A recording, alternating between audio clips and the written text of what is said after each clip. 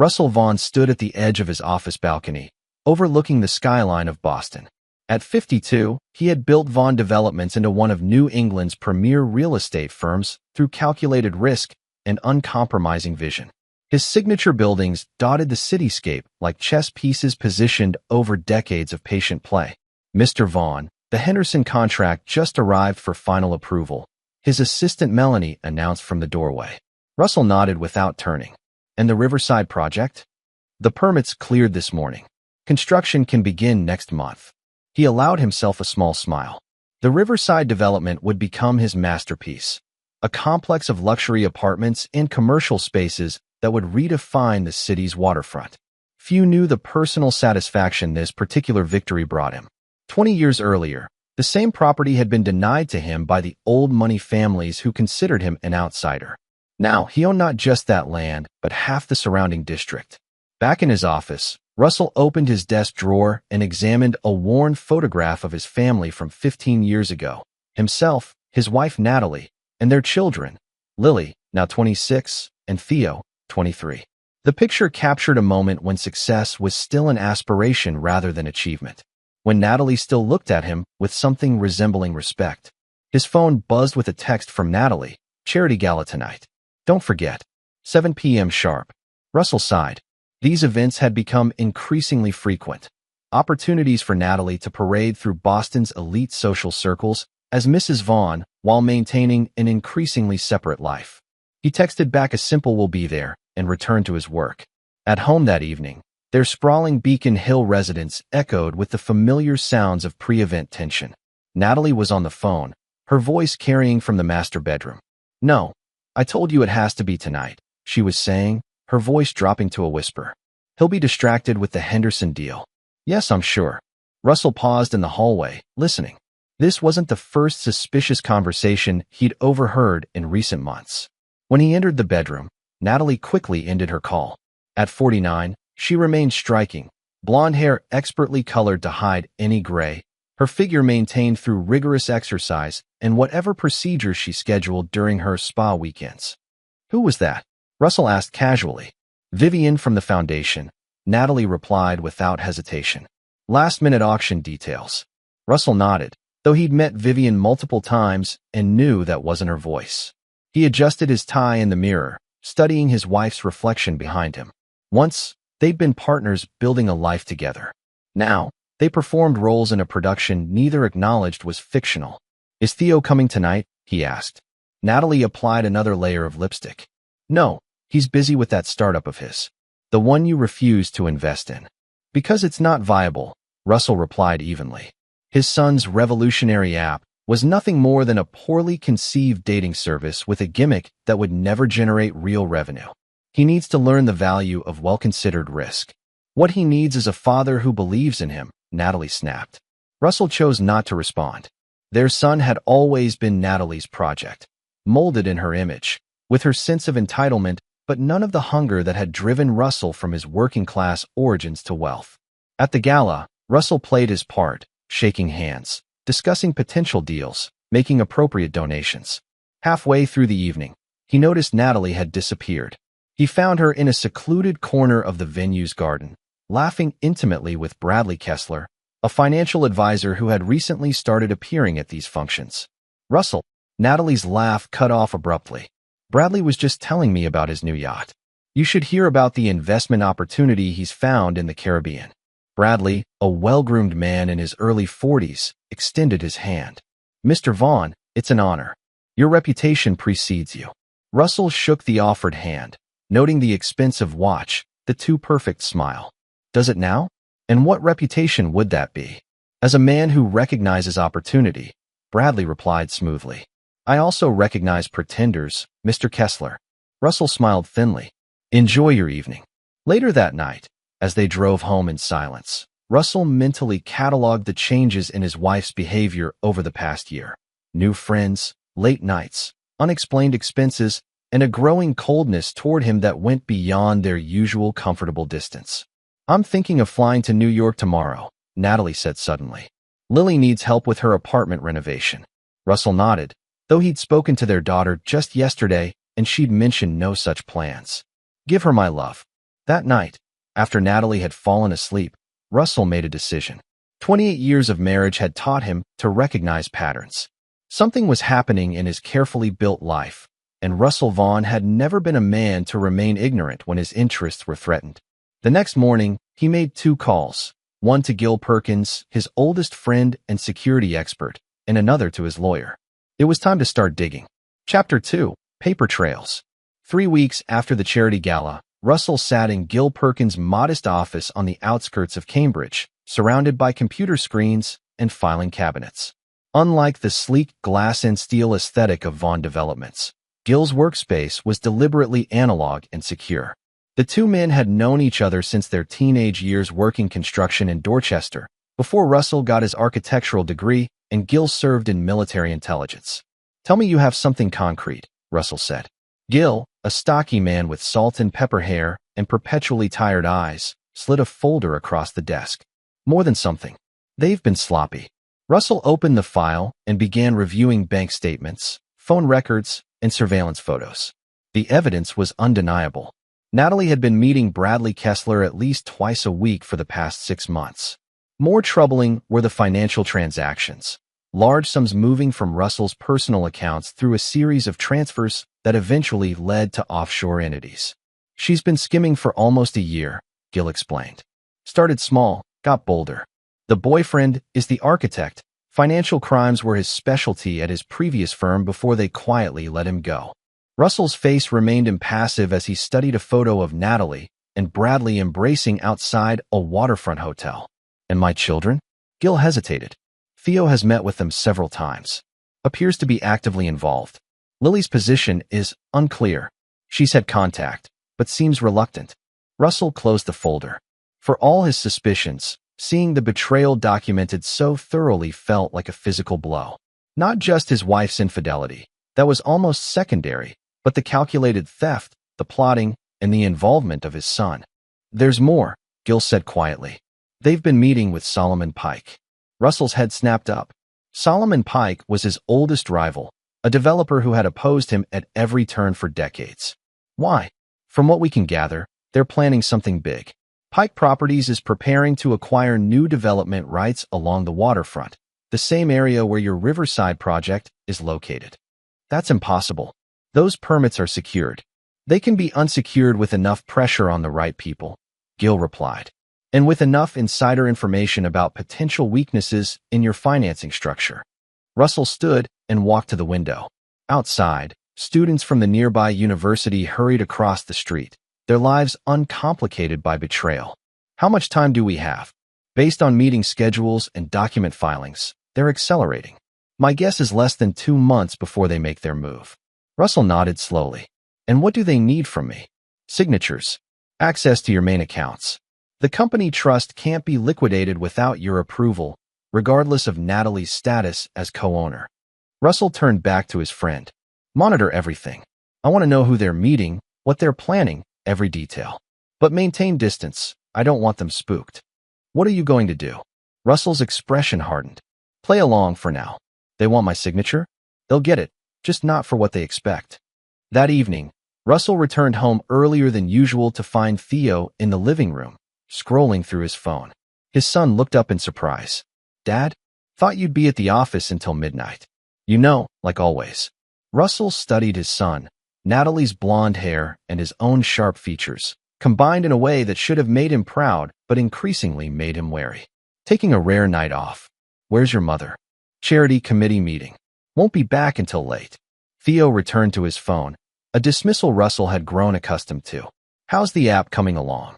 Russell asked, pouring himself a scotch. "You mean the one you refused to fund?" Theo's tone was bitter. "It's fine. Found investors who actually believe in me." "Anyone I know?" "Not your circle." Theo stood up. "I'm heading out.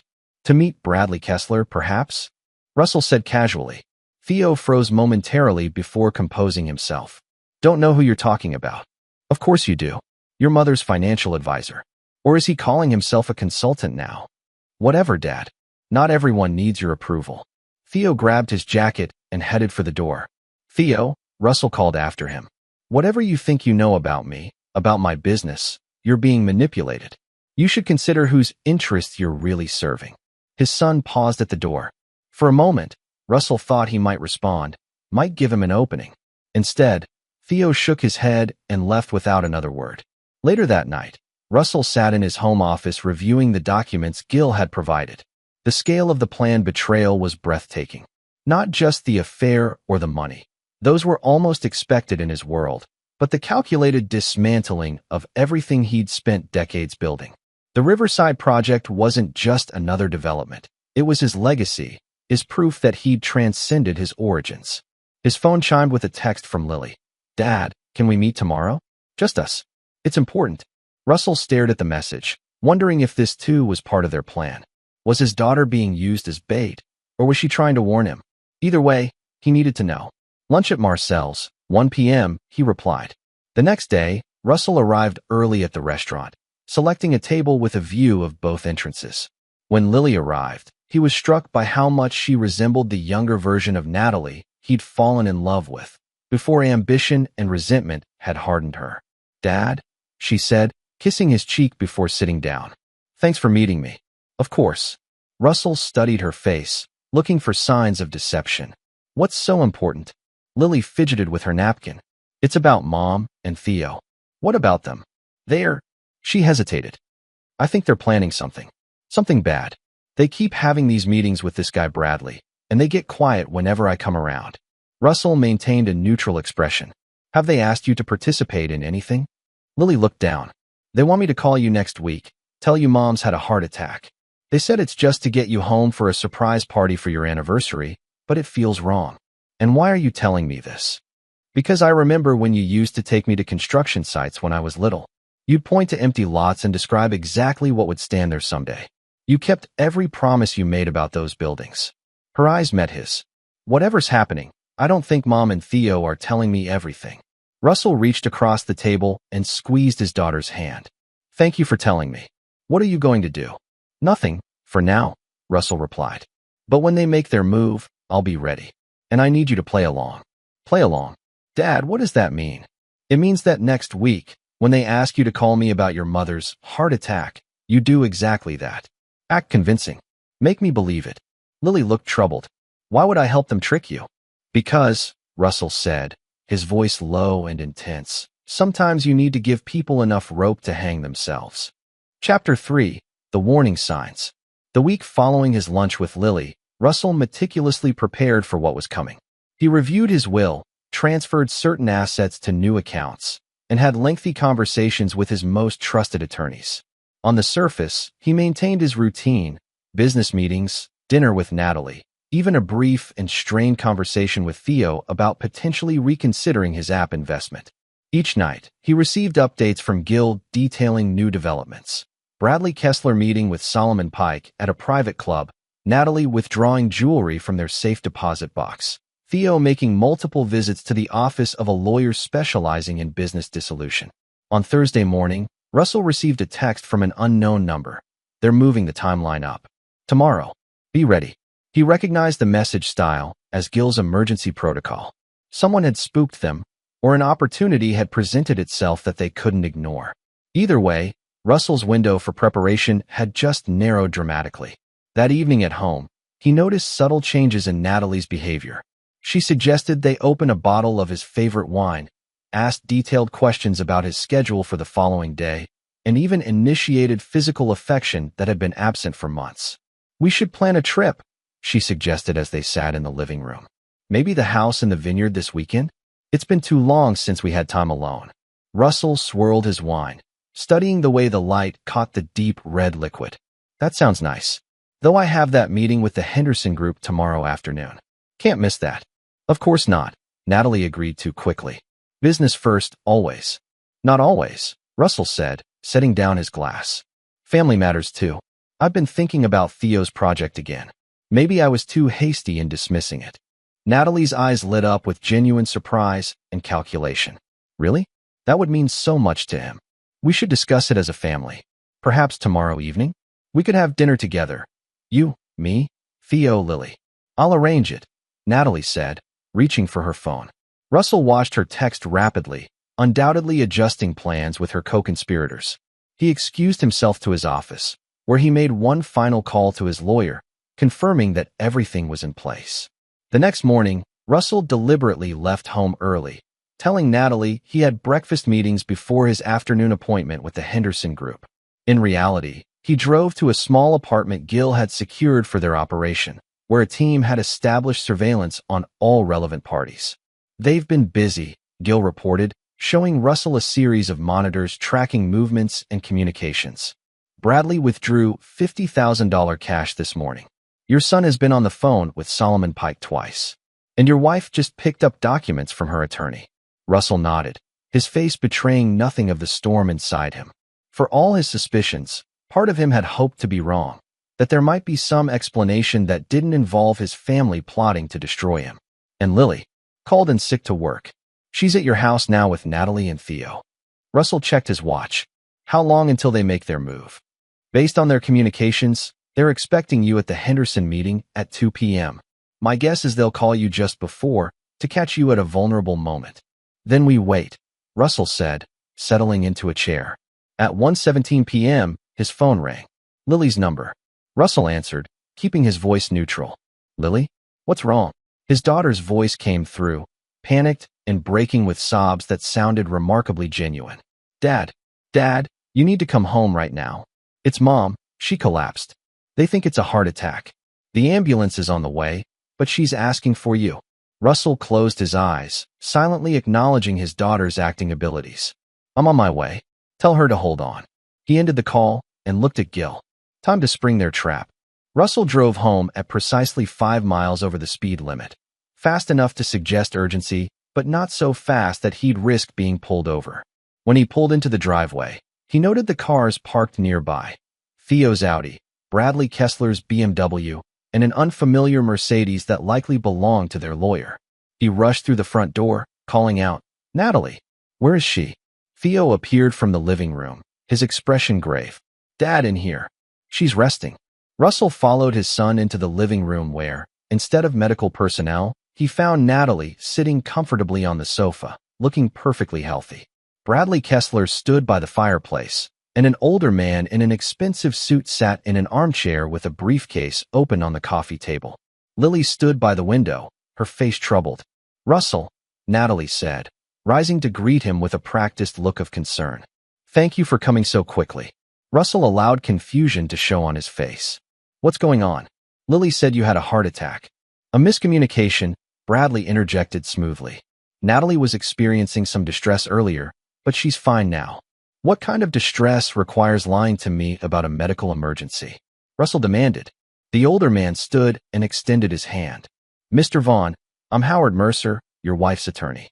I apologize for the dramatic circumstances, but we have some urgent matters that require your immediate attention." Russell ignored the outstretched hand. "My wife's attorney? I wasn't aware my wife needed separate legal representation." "Dad," Theo stepped forward. "Just listen. This is important." Russell looked around the room, at his wife's calculated concern, his son's nervous determination, the lawyer's professional detachment, and his daughter's obvious discomfort. Only Bradley Kessler seemed truly at ease, leaning against the mantelpiece with the confidence of a man who believed he'd already won. "Fine," Russell said finally. "What's so important that it required this charade?" Howard Mercer gestured to the documents on the coffee table. "We need your signature on these papers immediately. It concerns the Riverside project and certain other holdings." "What about them?" "There's been a significant opportunity to restructure the investment. Time sensitive. These documents simply transfer authority to a new management entity that can move more quickly." Russell picked up the papers, skimming the dense legal text. Even in his cursory examination, he could see what they really were. Not a restructuring, but a complete transfer of ownership rights. Signing these would effectively hand control of his life's work to Natalie, with Bradley Kessler as the designated financial manager. "And if I don't sign?" Russell asked quietly. Natalie moved to his side, placing a hand on his arm. "Russell, this is for the best. For all of us. The stress of managing everything has been taking a toll on your health. This way, you can focus on the creative aspects you love while Bradley handles the financial pressures." Russell looked at his wife, studying the face he'd woken up beside for nearly 3 decades. "You seem very concerned about my health." "Of course I am," she replied, squeezing his arm. "We all are." Russell turned to Bradley. And you're prepared to step in and manage my life's work, just like that? Bradley smiled confidently. I have extensive experience in property management and investment strategies. Your empire will be in good hands. My empire, Russell repeated. Interesting choice of words. He looked down at the papers again, then at the pen Howard Mercer was now offering him. With deliberate calm, Russell took the pen and sat down at the coffee table. You know, he said conversationally as he flipped through the pages, I always taught my children that honesty was the foundation of any successful venture. He looked up at Theo. Wouldn't you agree, son? Theo shifted uncomfortably. Just sign the papers, Dad. Russell smiled thinly and bent over the document. He scribbled something on the signature line of the first page, then set down the pen and stood up. There. Are we done here? Howard Mercer picked up the paper, then frowned. Mr. Vaughn, this isn't a signature. You've written nice try. The room fell silent. Russell looked at each face in turn, landing finally on Natalie. Did you really think it would be this easy? He asked softly. That I wouldn't know what you've been planning? The meetings with Solomon Pike, the offshore accounts, the systematic draining of our personal funds. Color drained from Natalie's face. Russell, I don't know what you're talking about. No. Russell pulled out his phone and pressed a button. A recording played through the speaker. Natalie's voice, crystal clear. Once he signs, transfer everything immediately. By the time he realizes what happened, we'll be untouchable. Bradley stepped forward. Now wait a minute. Mr. Kessler, Russell interrupted. Or should I call you by your real name, Brian Kelly? The one you used before you were investigated for securities fraud in Connecticut?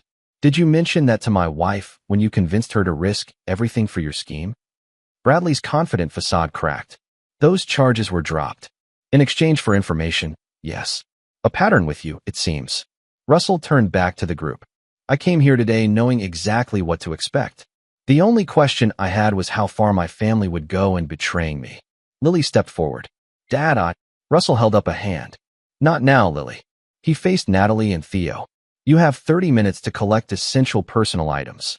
After that, the security codes will change and your access to all family accounts will be terminated. You can't do that, Natalie said, desperation edging into her voice. Half of everything is mine. Check your prenuptial agreement, Russell replied coldly. The infidelity clause is quite specific. As for the properties and businesses, they're protected by trusts you apparently didn't read carefully enough. Theo lunged forward. This is bullshit. You can't just cut us off. I'm not just cutting you off, Russell said, his voice dropping to a dangerous quietness. I'm destroying you. Every plan you made, every deal you thought was secure, it's already unraveling. Solomon Pike received some very interesting information about your intentions this morning. He's currently meeting with federal regulators who take a dim view of the kind of financial manipulations you've been planning. Bradley grabbed his coat. This is ridiculous. I'm leaving. By all means, Russell gestured to the door.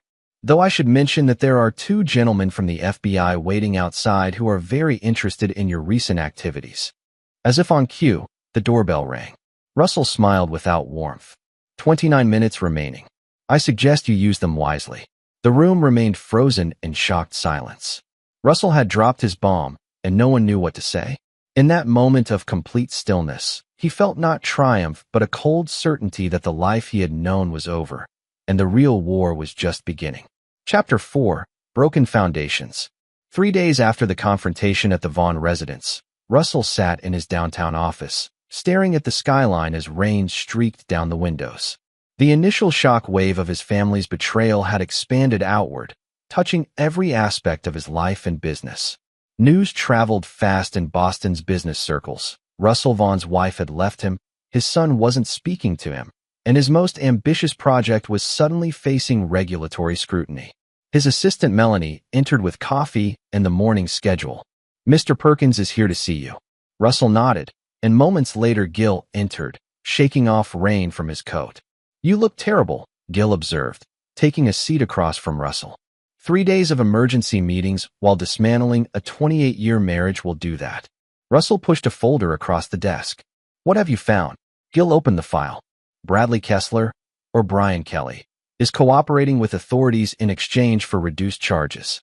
Again, he's naming names, including Solomon Pike and several city officials who were part of the scheme. And Natalie?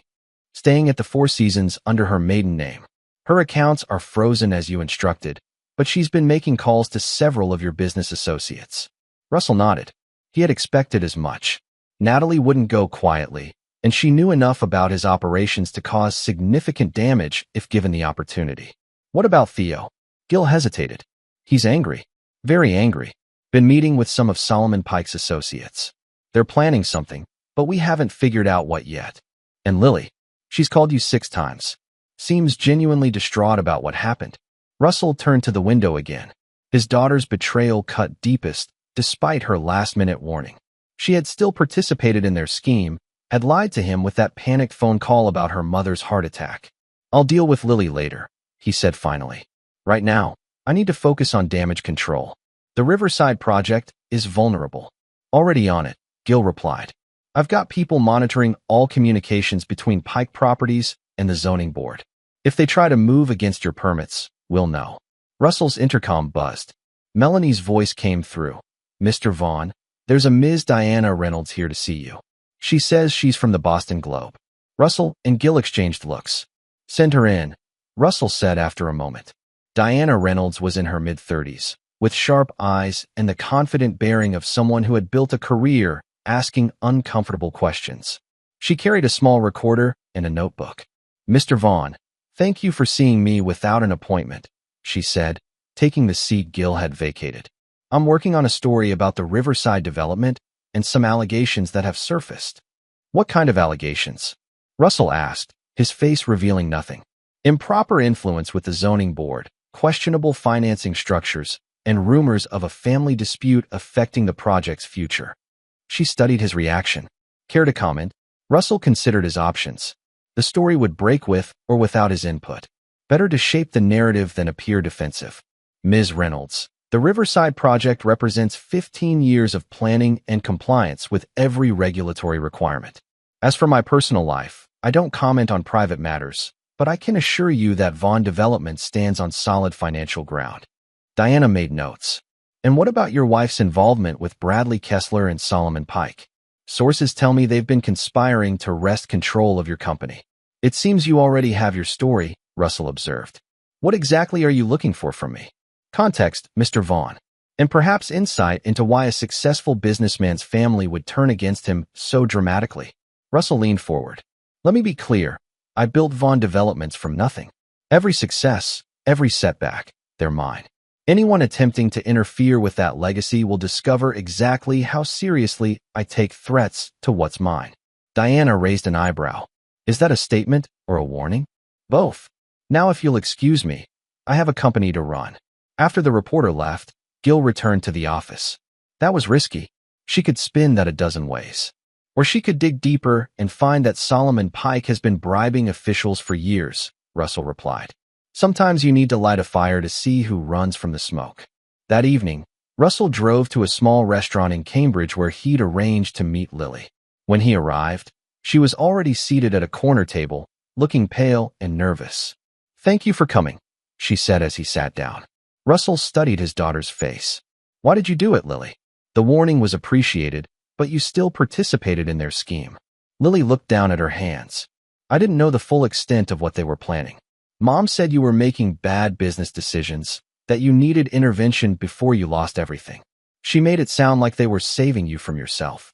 And the fake heart attack? The documents transferring my life's work. I found out about those details the day before, Lily admitted. That's why I warned you. But I didn't know what else to do. If I refused to help, they would have known something was wrong. Russell considered this. Where do you stand now? Mom keeps calling, telling me you're going to destroy the family out of pride. Theo says you're a ruthless bastard who never cared about any of us. Lily looked up, her eyes wet. I don't know what to believe anymore.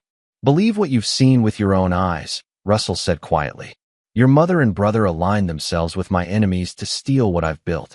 Those are facts, not interpretations. What happens now? Lily asked. That depends partly on you. I haven't decided if I can trust you again. Dad, please. I made a mistake, but I tried to make it right. Russell remained silent for a long moment. There may be a way for you to prove yourself. I need information about your mother's next moves, about who she's talking to. Lily looked troubled. You want me to spy on Mom? I want you to help me protect what's mine, Russell corrected. Consider it restitution for your part in their betrayal. Before Lily could respond, Russell's phone buzzed with a text from Gil. Emergency. Riverside permits being reviewed tomorrow morning. Pike made his move. Russell stood abruptly. I have to go. Think about what I've said. You have until tomorrow to decide whose side you're really on. The next morning, Russell arrived at City Hall before dawn, accompanied by his lead attorney and Gil. They had spent the night preparing for the sudden permit review, gathering documentation and evidence of their compliance with every regulation. As they waited outside the review board's chamber, Russell spotted Solomon Pike arriving with his own legal team. Pike, a tall, thin man in his 60s with cold eyes, nodded in Russell's direction, a small smile playing at his lips. Russell, Pike greeted him with false warmth. Unfortunate business, this review. But necessary, I'm sure you understand. What I understand, Solomon, is that this is your last desperate attempt to block my project, Russell replied. How much did it cost you to expedite this review? Pike's smile didn't waver. Always so direct. That's what I've admired about you, even while watching you make enemies of everyone around you, including your own family. Such a shame. Before Russell could respond, the chamber doors opened. Inside, the 7-member review board sat behind a long table, with Chairman Walter Hodges at the center. Russell immediately noted 3 members who had historically aligned with Pike's interests. Gentlemen, Hodges began. This emergency session has been called to address concerns regarding the Riverside development permits. Mr. Pike's organization has submitted documentation suggesting irregularities in the approval process. For the next 2 hours, Pike's attorneys presented their case, alleging that Russell had misrepresented certain aspects of the environmental impact and that the financial guarantees for the project were no longer valid due to internal company disputes. When it was Russell's turn to respond, he approached the podium with calm determination. Chairman Hodges, members of the board, I've brought complete documentation demonstrating our full compliance with every requirement. As for the financial questions, I've provided updated bank statements confirming that Vaughn Development's position remains strong. He paused, then added, I've also brought evidence that may be of interest to this board and to federal authorities regarding attempts to improperly influence this review process. Pike's attorney jumped to his feet. This is outrageous. Mr. Vaughn is attempting to deflect from the serious concerns we've raised. Chairman Hodges raised a hand for silence. Mr. Vaughn, are you making an accusation of impropriety against this board? Not against the board as a whole, Russell clarified. But I have documented communications between Mr. Pike and certain individuals suggesting coordination that goes beyond normal regulatory procedures. The room erupted in murmurs. Pike's face had gone rigid, his earlier smugness replaced by calculation. I move that we adjourn to review the materials submitted by both parties, Hodges announced. We will reconvene tomorrow morning for our decision. As they filed out of the chamber, Pike caught up to Russell in the hallway. A dangerous game you're playing, Russell, especially for a man whose house is already burning down around him. Russell turned to face his rival. My house is stronger than you think, Solomon. And unlike you, I built mine myself, stone by stone. Not entirely by yourself, came a familiar voice from behind them. Russell turned to find Natalie standing there, elegant as always in an expensive suit, her expression a mixture of defiance and calculation. The loyal wife makes her appearance, Russell said coldly. Come to support your new business partner? Natalie smiled thinly. I've come to offer you one last chance to be reasonable, Russell. Sign the transfer documents. Keep a generous allowance and your reputation and walk away. Otherwise, she glanced meaningfully at a folder she carried. Otherwise what? Otherwise, I'll be forced to share some very interesting documents with the review board. Personal papers that show your own doubts about the Riverside project's viability.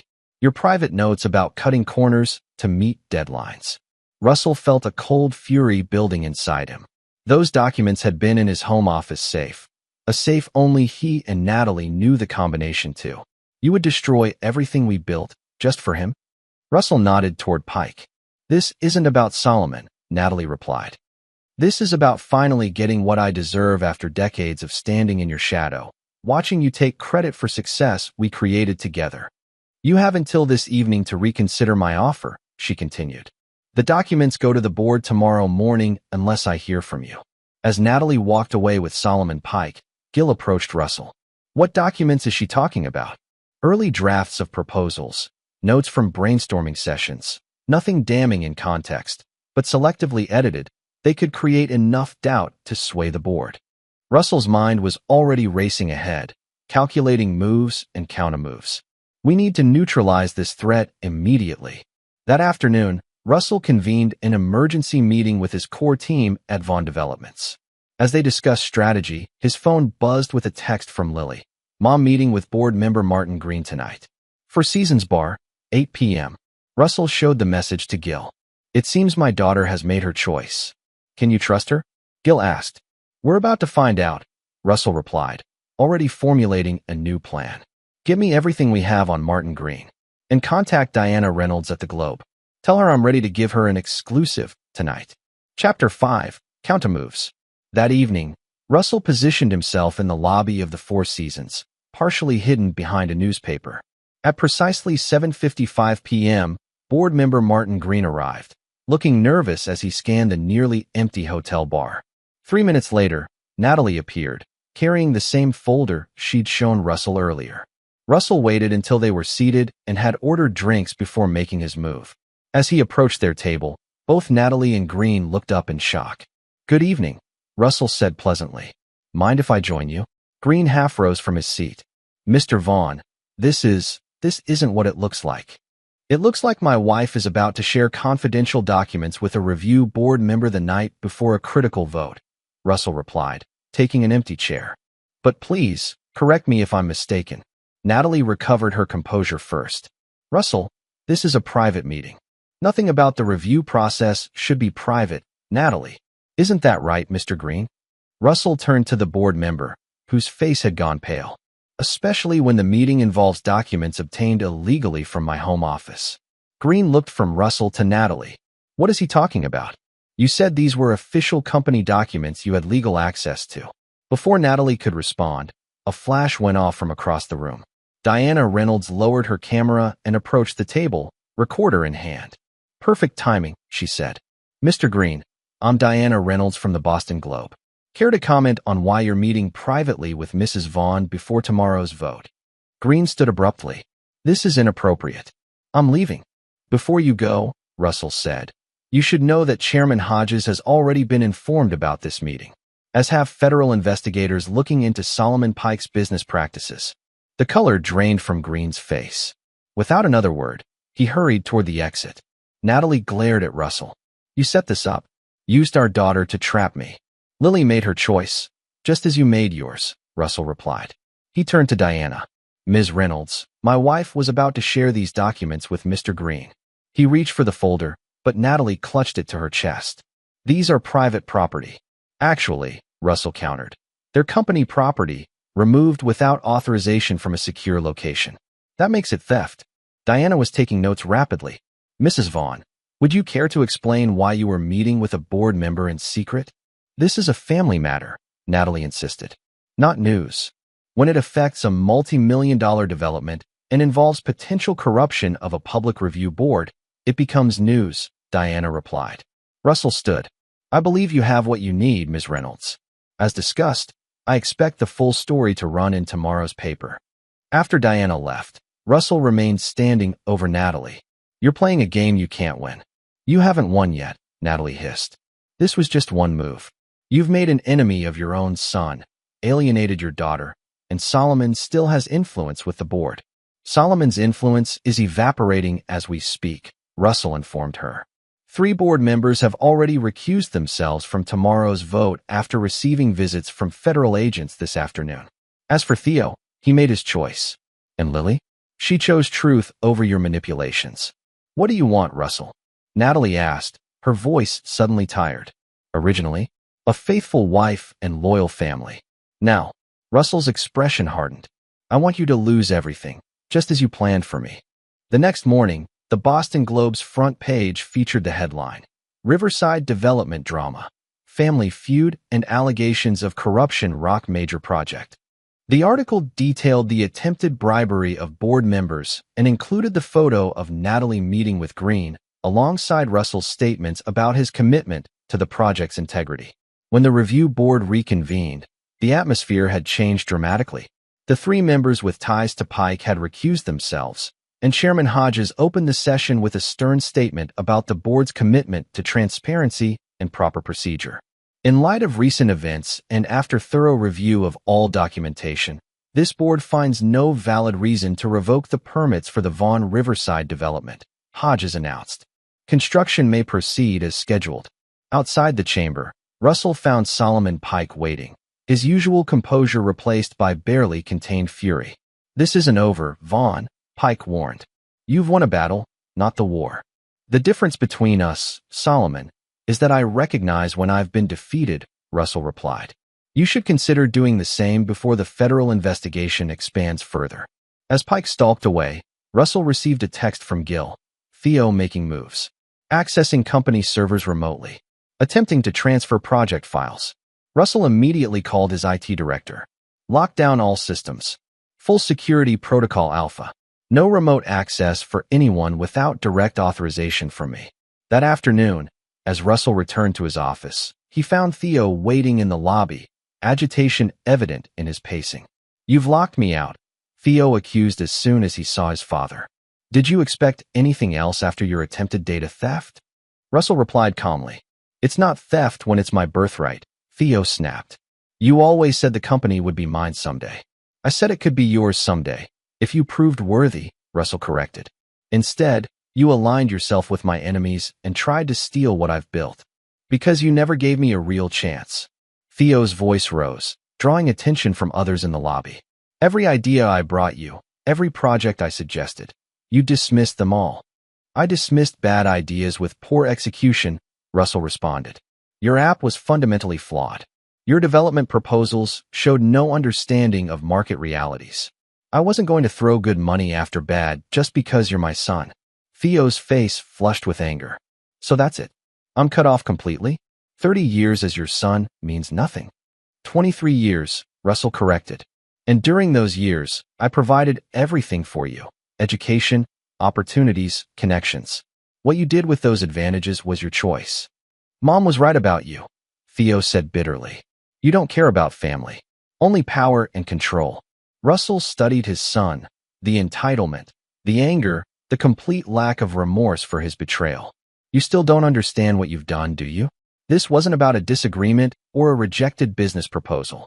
You conspired to destroy me. We were trying to save the company from your increasingly risky decisions." "No," Russell said quietly. "You were trying to take what you hadn't earned. And now you never will." He turned to the security guards who had discreetly positioned themselves nearby. "Mr. Vaughan is no longer authorized to enter these premises. Please escort him out." As the guards approached, Theo's expression shifted from anger to disbelief. "You can't do this. I'm a Vaughan." "Not in any way that matters," Russell replied, walking toward the elevators without looking back. That evening, Russell sat alone in his home office, reviewing the day's developments.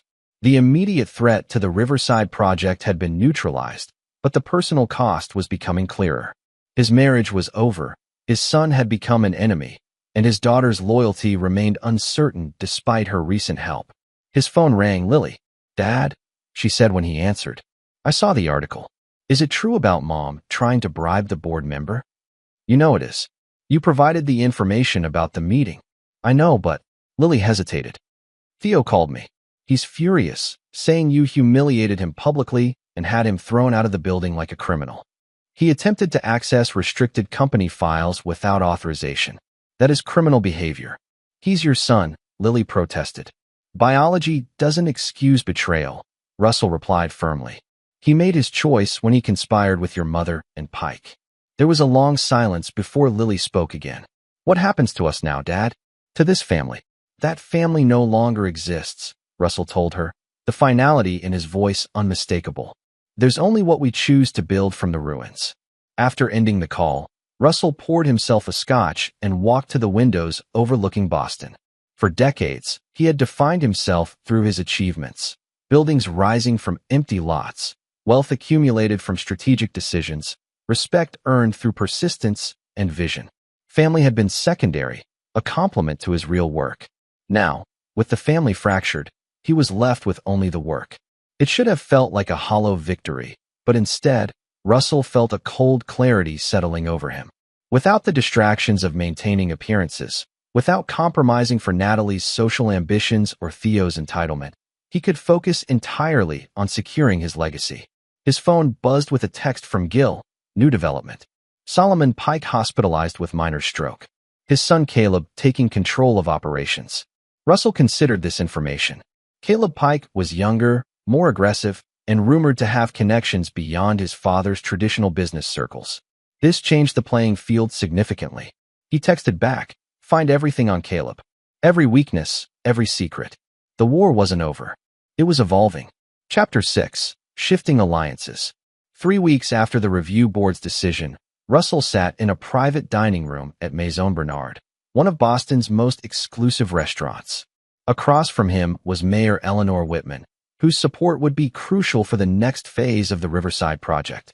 "The city appreciates your continued investment, Russell," the mayor said as they finished their main course, "especially after the unfortunate publicity surrounding the review process." Russell nodded. "Riverside will transform that section of the waterfront. 5,000 jobs during construction, another 2,000 permanent positions once completed. And the environmental concerns raised by the Pike organization? Addressed comprehensively in our revised impact statement," Russell assured her. "We've increased green space by 12% and added solar arrays to all south-facing structures." The mayor studied him. "And your personal situation? The Globe has been quite detailed about the divorce proceedings." "My personal matters remain separate from business," Russell replied smoothly. "Vaughn Developments has never been more stable or focused." "I'm glad to hear it," Mayor Whitman said, "because Caleb Pike has been making some interesting proposals of his own. Very aggressive timeline, substantial tax benefits for the city." Russell smiled thinly. Caleb is following his father's playbook, promising what he can't deliver to block competitors who can actually execute. "Perhaps," the mayor acknowledged. "But his presentation to the council last week was impressive, and he wasn't alone." "Oh." Russell maintained his composure, though he felt a flicker of concern. "Your son was with him," Mayor Whitman revealed, "quite passionate about his new role with Pike Properties. Something about bringing next-generation thinking to development." Russell absorbed this information without visible reaction. Theo aligning formally with the Pikes was an escalation, but not unexpected. What concerned him more was that Gil hadn't informed him about this meeting with the council. "Theo is free to pursue whatever opportunities he chooses," Russell said carefully. "But I would caution against taking his assessments of Vaughn Developments at face value. His perspective is compromised by personal grievances." The mayor nodded thoughtfully. "Families are complicated, but business is business, and the city needs to know which horse to back in this race." "I've never failed to deliver on a commitment to Boston," Russell reminded her. "Can Caleb Pike say the same?" After lunch, Russell called Gil immediately. "Why wasn't I informed about Theo meeting with the city council alongside Caleb Pike?" "It was supposed to be a closed session," Gil explained.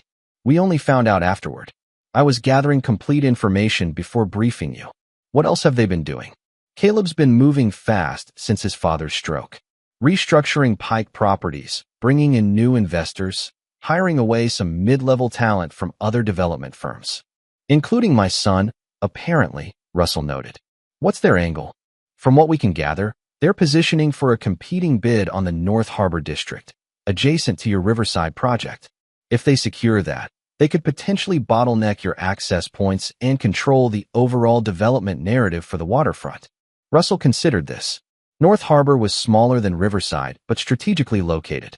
Combined with Pike's existing properties, it would give them significant leverage. "What about Natalie? Is she still working with them?" "Indirectly," Gil confirmed.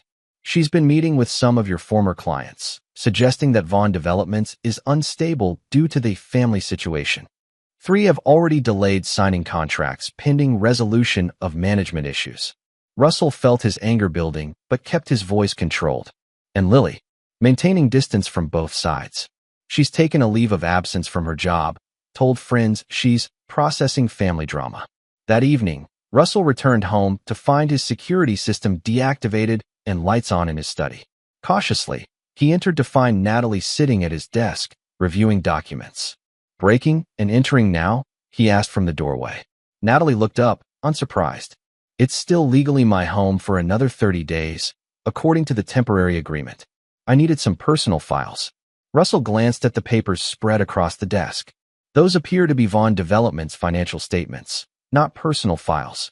Everything about this company is personal, Russell. You made sure of that by binding our entire lives to your ambitions. She gathered the papers into a folder. I'm entitled to accurate information about assets under dispute. Your entitlements are rapidly diminishing, Russell informed her, especially after your attempted bribery of the review board was documented by the press. Natalie stood, facing him directly. One mistake doesn't erase 28 years of partnership. I built this company with you, supported every risk, entertained every client, and managed every crisis in our personal lives while you focused on business. And then you tried to steal it all, Russell reminded her, with my rival and my son as accomplices, because you left us no choice. Natalie's composure cracked momentarily. You've been pulling away for years, making unilateral decisions, dismissing my input, treating Theo like an employee rather than a successor. Is that how you justify betrayal? By claiming exclusion? Russell shook his head. You could have addressed those concerns directly. Instead, you plotted behind my back. Natalie collected her things. You know what your problem is, Russell? You've forgotten that buildings aren't a legacy. People are. And you're losing everyone who ever cared about you. As she brushed past him toward the door, Russell said quietly, I haven't forgotten. I've simply learned who deserves to be part of that legacy. After Natalie left, Russell reset the security system and checked for anything else that might have been disturbed. In his safe, he found several folders missing, detailed projections for the Riverside project's second phase that hadn't yet been made public. He immediately called Gil. Natalie took files from my home office. Riverside Phase 2 plans. We need to move up the announcement before she can use them. The next morning, Russell called an emergency press conference at the Riverside construction site. As cameras rolled, he unveiled expanded plans for the development, now including features that had been reserved for Phase 2, along with several completely new elements that had been developed overnight by his team. Vaughn Developments is committed to making Riverside not just a building project, but a complete reinvention of how we interact with our waterfront, he announced. Today, I'm pleased to reveal that the project will now include a performing arts center, expanded public gardens, and a technology incubator space for local startups. As reporters asked questions, Russell noticed Diana Reynolds from the Globe studying him with particular interest. When the formal portion concluded, she approached him. Quite a sudden expansion, Mr. Vaughn. Almost as if you were racing against someone. Russell smiled.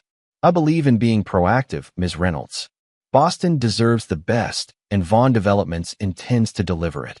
And the timing has nothing to do with rumors that Pike Properties is preparing a competing proposal for North Harbor, or that your wife and son are now working with them. Former wife, Russell corrected. As for timing, great ideas shouldn't wait, especially when others might be tempted to appropriate them. Diana nodded thoughtfully. I heard your son is making quite an impression at Pike, bringing in fresh perspectives, technical innovations. Theo has always had enthusiasm, Russell acknowledged. What he lacks is judgment and experience. He seems to think you never gave him a chance to gain that experience, Diana countered. Says you kept him marginalized, treated him as an afterthought rather than a successor. Russell's expression hardened slightly. Ms. Reynolds, are you writing a business article or a family drama? In your case, Mr. Vaughn, they seem inextricably linked. She studied him for a moment. One more question. What happens when developments like yours price out existing communities? The Riverside area has historically been home to working-class families, many of whom are being displaced. The question caught Russell off guard. It was a valid concern, but not one he'd expected in this context. Vaughn Developments has allocated $30 million for affordable housing units within the project, he replied. And we're working with community organizations to ensure local businesses have priority for commercial spaces. After the press conference, Russell received a call from an unlisted number. When he answered, Caleb Pike's voice came through. Impressive move this morning, Vaughn, Caleb said. Father always said you were a worthy adversary. And yet your father never learned when he was beaten, Russell replied. I hope you're more perceptive. Caleb chuckled. Oh, I see quite clearly. Including the fact that you're now isolated, professionally and personally. Even your loyal daughter seems to be reconsidering her position. Russell felt a flicker of concern. Meaning what exactly? meaning Lily had lunch with her mother and brother yesterday. Quite an emotional reunion, from what I hear. Family ties run deep. Russell, even when stretched. After ending the call, Russell immediately contacted Gil, who confirmed that Lily had indeed met with Natalie and Theo at an upscale restaurant in Cambridge. What was discussed? Russell demanded. Our source couldn't get close enough for details, Gil admitted. But the conversation appeared intense. Lily was crying at one point. That evening, Russell sat in his home office, reviewing security footage from the days leading up to Natalie's break-in. On the third recording, he noticed something troubling. Lily visiting the house while he was away, entering his study, and appearing to take photos of documents on his desk. His phone rang. Lily, Dad? She said when he answered. We need to talk. About your lunch with Natalie and Theo? Or about you photographing documents in my office without permission? There was a pause before Lily replied. Both, actually. Can I come over? An hour later, they sat across from each other in the living room, the distance between them more than physical. I wasn't spying for them, Lily began. I was trying to understand what was really happening. Mom says one thing, you say another, and the truth seems somewhere in between. And taking photos of private documents helped you find this truth? Russell asked. I needed to see for myself if what Mom was claiming was true, that you were planning to exclude us from the company's future completely. Lily looked down at her hands. The lunch yesterday was Theo's idea. He said if we presented a united front, you might reconsider. Reconsider what exactly? A compromise. Mom drops her more extreme claims in the divorce. Theo cuts ties with Pike, and you bring us back into the company in meaningful roles. Lily met his gaze. Family businesses should stay in the family, Dad. Russell studied his daughter. And what does Natalie get in this scenario? Recognition for her contributions. A seat on the board. Appropriate compensation. I see. Russell leaned back. And if I refuse this generous offer? Then they go forward with their plans, Lily said quietly. Theo says Caleb Pike is giving him real responsibility, a chance to prove himself. And Mom has been speaking with some of your biggest investors, sharing concerns about company stability. So it's an ultimatum, Russell observed. Restore them to positions they betrayed, or they'll continue working to destroy what I've built. They see it differently, Lily argued. They believe you betrayed them first by excluding them from meaningful roles and decisions. Russell stood and walked to the window. Tell me something, Lily. In all your investigations and conversations, did either of them express genuine remorse for plotting behind my back? For aligning with my enemies? For trying to seize control through deception rather than earning it through contribution? Lily was silent. That's what I thought, Russell continued. This isn't about healing a family. It's about power and entitlement. He turned to face her. And where do you stand in all this, Lily? Are you their messenger, or something more? I want our family back, she said simply. Even a different version of it. This war is destroying everyone involved. Not everyone, Russell corrected. The Riverside project is proceeding ahead of schedule. Vaughn Development's stock has risen 12% since the press conference. Destruction is a matter of perspective. Dad, please, Lily implored. Just meet with them. One conversation. Russell considered his daughter's plea. A meeting could provide valuable intelligence about their plans, while giving nothing away about his own. One meeting, he agreed finally. Tomorrow night. Here. No lawyers, no advisors. Just family. After Lily left, Russell called Gil. I need complete surveillance on the house tomorrow evening. Every word recorded, every entrance monitored. And I want a team ready to move if necessary. You're expecting trouble? Gil asked. I'm expecting a trap, Russell replied. And I intend to be ready for it. The next evening, Russell prepared carefully for the family meeting. He arranged for specific documents to be visible in his study. Misleading information about cash reserves and project timelines that would seem valuable to someone looking to undermine him. He disabled the obvious security cameras while keeping hidden ones active. And he placed Gil's team in strategic positions around the property, unseen but ready. At precisely 7 o'clock, the doorbell rang. Natalie and Theo stood on the porch, both dressed as if for a business meeting rather than a family reconciliation. Lily arrived moments later, looking nervous as she joined them in the living room. I appreciate you agreeing to this discussion, Natalie began once they were seated. Despite our differences, we all want what's best for the company. Do we? Russell asked mildly. Because from where I sit, It appears you and Theo want what's best for yourselves, regardless of the cost to the company or its founder. Theo leaned forward. That's not fair. We tried for years to be heard, to contribute meaningfully. You shut us out. I welcome genuine contribution, Russell corrected. What I rejected was entitlement and poor judgment. Can we please avoid rehashing old arguments? Lily interjected. We're here to find a path forward. Natalie nodded. Exactly. Russell, we're prepared to cease all competitive activities and return our focus to Vaughn developments, under certain conditions. Such as, I receive a fair settlement that recognizes my contributions to building the company, including a board position, Natalie stated. Theo is brought in as Executive Vice President of Development with genuine authority over new projects. And you commit to a defined succession plan. Russell considered them both. And in exchange, you'll stop collaborating with the Pikes? Stop attempting to undermine our projects and relationships. We'll sign whatever agreement you require, Natalie confirmed. Russell noticed something in her tone, a confidence that suggested this wasn't their real play. This was too easy, too straightforward for people who had already demonstrated their willingness to deceive. Before I respond, I have a question, Russell said. What makes you think I would ever trust either of you again in any capacity? Theo's face flushed with anger. Because we're family. Because despite everything, blood matters. Blood didn't matter when you plotted against me, Russell pointed out. Why should it matter now? Because you're alone, Russell, Natalie said softly. Completely alone. Your obsession with control has cost you everyone who ever cared about you. Even Lily is only here because she still has some misguided hope of saving this family. Russell looked at his daughter, who avoided his gaze. Is that true, Lily? Are you losing faith in me too? I just want the fighting to stop, Lily whispered. Natalie pressed her advantage. You've won the battle for Riverside. The review board sided with you. But you're going to lose everything else if you continue this war, including any chance at a legacy beyond buildings. Russell stood and walked to the fireplace, appearing to consider their words. You may be right about one thing. This conflict benefits no one. Perhaps there is a way forward. Hope flickered across Natalie's face. You'll consider our proposal? I'll consider a version of it, Russell confirmed.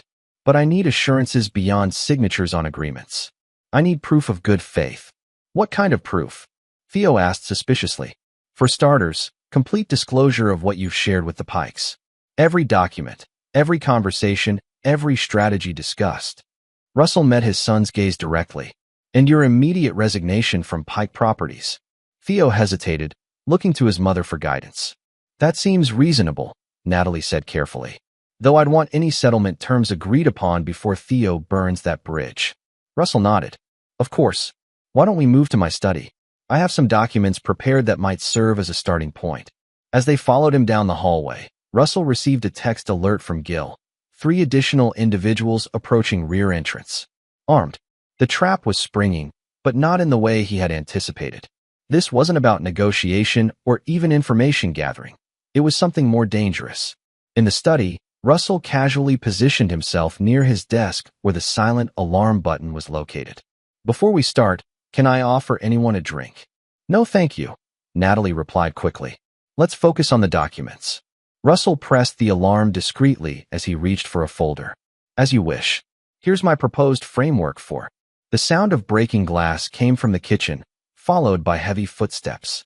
Natalie's expression revealed nothing, but Theo looked nervous. Lily appeared genuinely frightened. Dad, what's happening? She asked. Russell remained calm. I believe your mother and brother have arranged some additional participants for our family meeting. 3 men in dark clothing appeared in the doorway, each carrying a weapon. Before they could speak, the room erupted in activity as Gil's security team emerged from hidden positions, weapons drawn. Everyone down, Gil shouted, entering from the connecting room. In the chaos that followed, Russell watched as realization dawned on Natalie's face.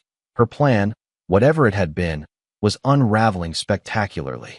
The intruders were quickly subdued by Gil's team, and as police sirens wailed in the distance, the full extent of the betrayal became clear. Breaking and entering, armed intrusion, serious charges, Russell observed as police officers led the men away. I wonder what they'll say when questioned about who hired them. Natalie's composure finally cracked. This isn't what it looks like. We needed leverage, That's all. No one was going to get hurt. Save it for your attorney, Russell replied coldly. You'll need a good one. As Natalie and Theo were escorted out for questioning, Lily remained, her face pale with shock. Dad, I swear I didn't know about this. I really thought this was about reconciliation. Russell studied his daughter, looking for signs of deception and finding only genuine distress. I believe you. But you need to understand something fundamental about your mother and brother. They will sacrifice anyone, including you, to get what they want. Lily nodded slowly, the last of her illusions about family unity finally shattered. What happens now? Now, Russell said. We rebuild, but carefully, and only with those who have proven themselves trustworthy. As police officers took statements and evidence technicians worked throughout the house, Russell stood at his study window watching the night unfold. The immediate threat had been neutralized, but he harbored no illusions that the war was over. If anything, it had entered a more dangerous phase. His phone buzzed with a text from an unknown number. Impressive countermove. But remember, I still have your son, and he knows more than you think. Caleb. Russell read the message twice, then deleted it. Caleb Pike had just made a critical mistake. He had revealed his personal involvement in what had transpired tonight. And Russell Vaughn had never been one to leave an opponent's mistakes unexploited. The game was changing, and Russell was already planning his next move. Chapter 7. The Calculated Risk. 1 month after the home invasion incident, Russell sat in the witness stand of Boston's federal courthouse, testifying in the case against the 3 armed intruders. Despite Natalie's attempts to distance herself from the event, electronic records had linked her to the hired men through a series of payments and text messages. She now faced charges of conspiracy and solicitation of breaking and entering, while Theo had been granted immunity in exchange for testimony against both his mother and Caleb Pike. Mr. Vaughn, the prosecutor asked, did you have any indication prior to that evening that your ex-wife might resort to such extreme measures? Russell considered his response carefully. Mrs. Vaughn had demonstrated increasingly desperate behavior in the preceding months, including unauthorized access to confidential documents and attempted bribery of city officials. However, I did not anticipate armed intrusion. And what do you believe was the purpose of this incident? Objection, calls for speculation, Natalie's attorney interjected. Sustained, the judge ruled. The prosecutor rephrased. Mr. Vaughn, based on your conversation with Mrs. Vaughn immediately before the intrusion, what did she indicate she wanted from you? She presented the meeting as an attempt at reconciliation, but emphasized her demand for control of company assets and a position of authority for our son, Russell testified. When I requested proof of good faith, specifically the return of confidential documents shared with competitors, the intruders appeared. From his position on the stand, Russell could see Natalie at the defense table, her once perfect appearance now strained by weeks of legal pressure. Beside her, her attorney whispered urgently in her ear. Theo was noticeably absent, having already provided his deposition against his mother in exchange for immunity.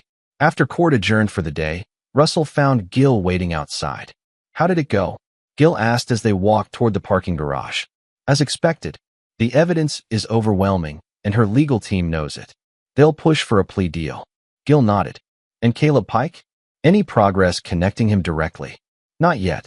He's been careful to maintain separation, working through intermediaries, using burner phones. Theo's testimony implicates him in the broader conspiracy against Vaughn Developments, but not specifically in the home invasion. Speaking of Theo, Gil said, he's been calling my office repeatedly, asking to meet with you. Says he has information you need to hear.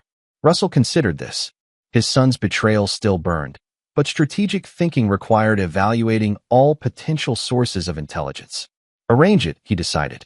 Neutral location, full security protocols.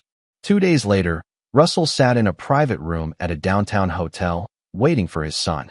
When Theo entered, Russell was struck by the change in him. The confident swagger replaced by nervous energy, dark circles under his eyes suggesting sleepless nights. Thanks for agreeing to see me, Theo said, taking a seat across from his father. You indicated you have information, Russell replied, maintaining a professional distance. I'm listening. Theo glanced at the security cameras in the corners of the room. Is this being recorded? Yes. Standard procedure for all my meetings now. especially with people who have previously conspired against me. Theo winced, but didn't argue the point. Fair enough. Look, I know I have no right to ask for anything, but I need your help. Caleb Pike is not who you think he is. And who do I think he is? Just another developer, like his father. A competitor. Theo leaned forward. He's much more than that. Since the elder Pike's stroke, Caleb has been moving the company into new territories, some legitimate, some not. Russell studied his son. Be specific. Real estate development is just their public face now. They've been acquiring properties through shell companies, using them for money movement. That's why they wanted the North Harbor project so badly. It connects to their existing properties and creates a corridor for moving certain products. You're suggesting the Pike organization is involved in drug trafficking? Russell asked skeptically. Among other things, Theo confirmed. I didn't realize it at first. When I joined them, I thought I was just helping develop competitive projects against you. But then I started noticing patterns. Buildings with unusual security, tenants who paid in cash, meetings with people who definitely weren't in real estate. If this is true, why come to me? Why not go to the authorities? Theo looked down. Because I'm implicated. Not in the illegal activities directly, but I've been in meetings where these things were discussed. I signed documents for properties that are now being used for these purposes. If Pike goes down, I could go with him. So this is about saving yourself, not helping me, Russell observed. Partly, Theo admitted. But it's also about stopping something genuinely dangerous. Caleb Pike isn't just your business rival. He's someone who will eliminate anyone who stands in his way. The home invasion? That wasn't supposed to be just intimidation.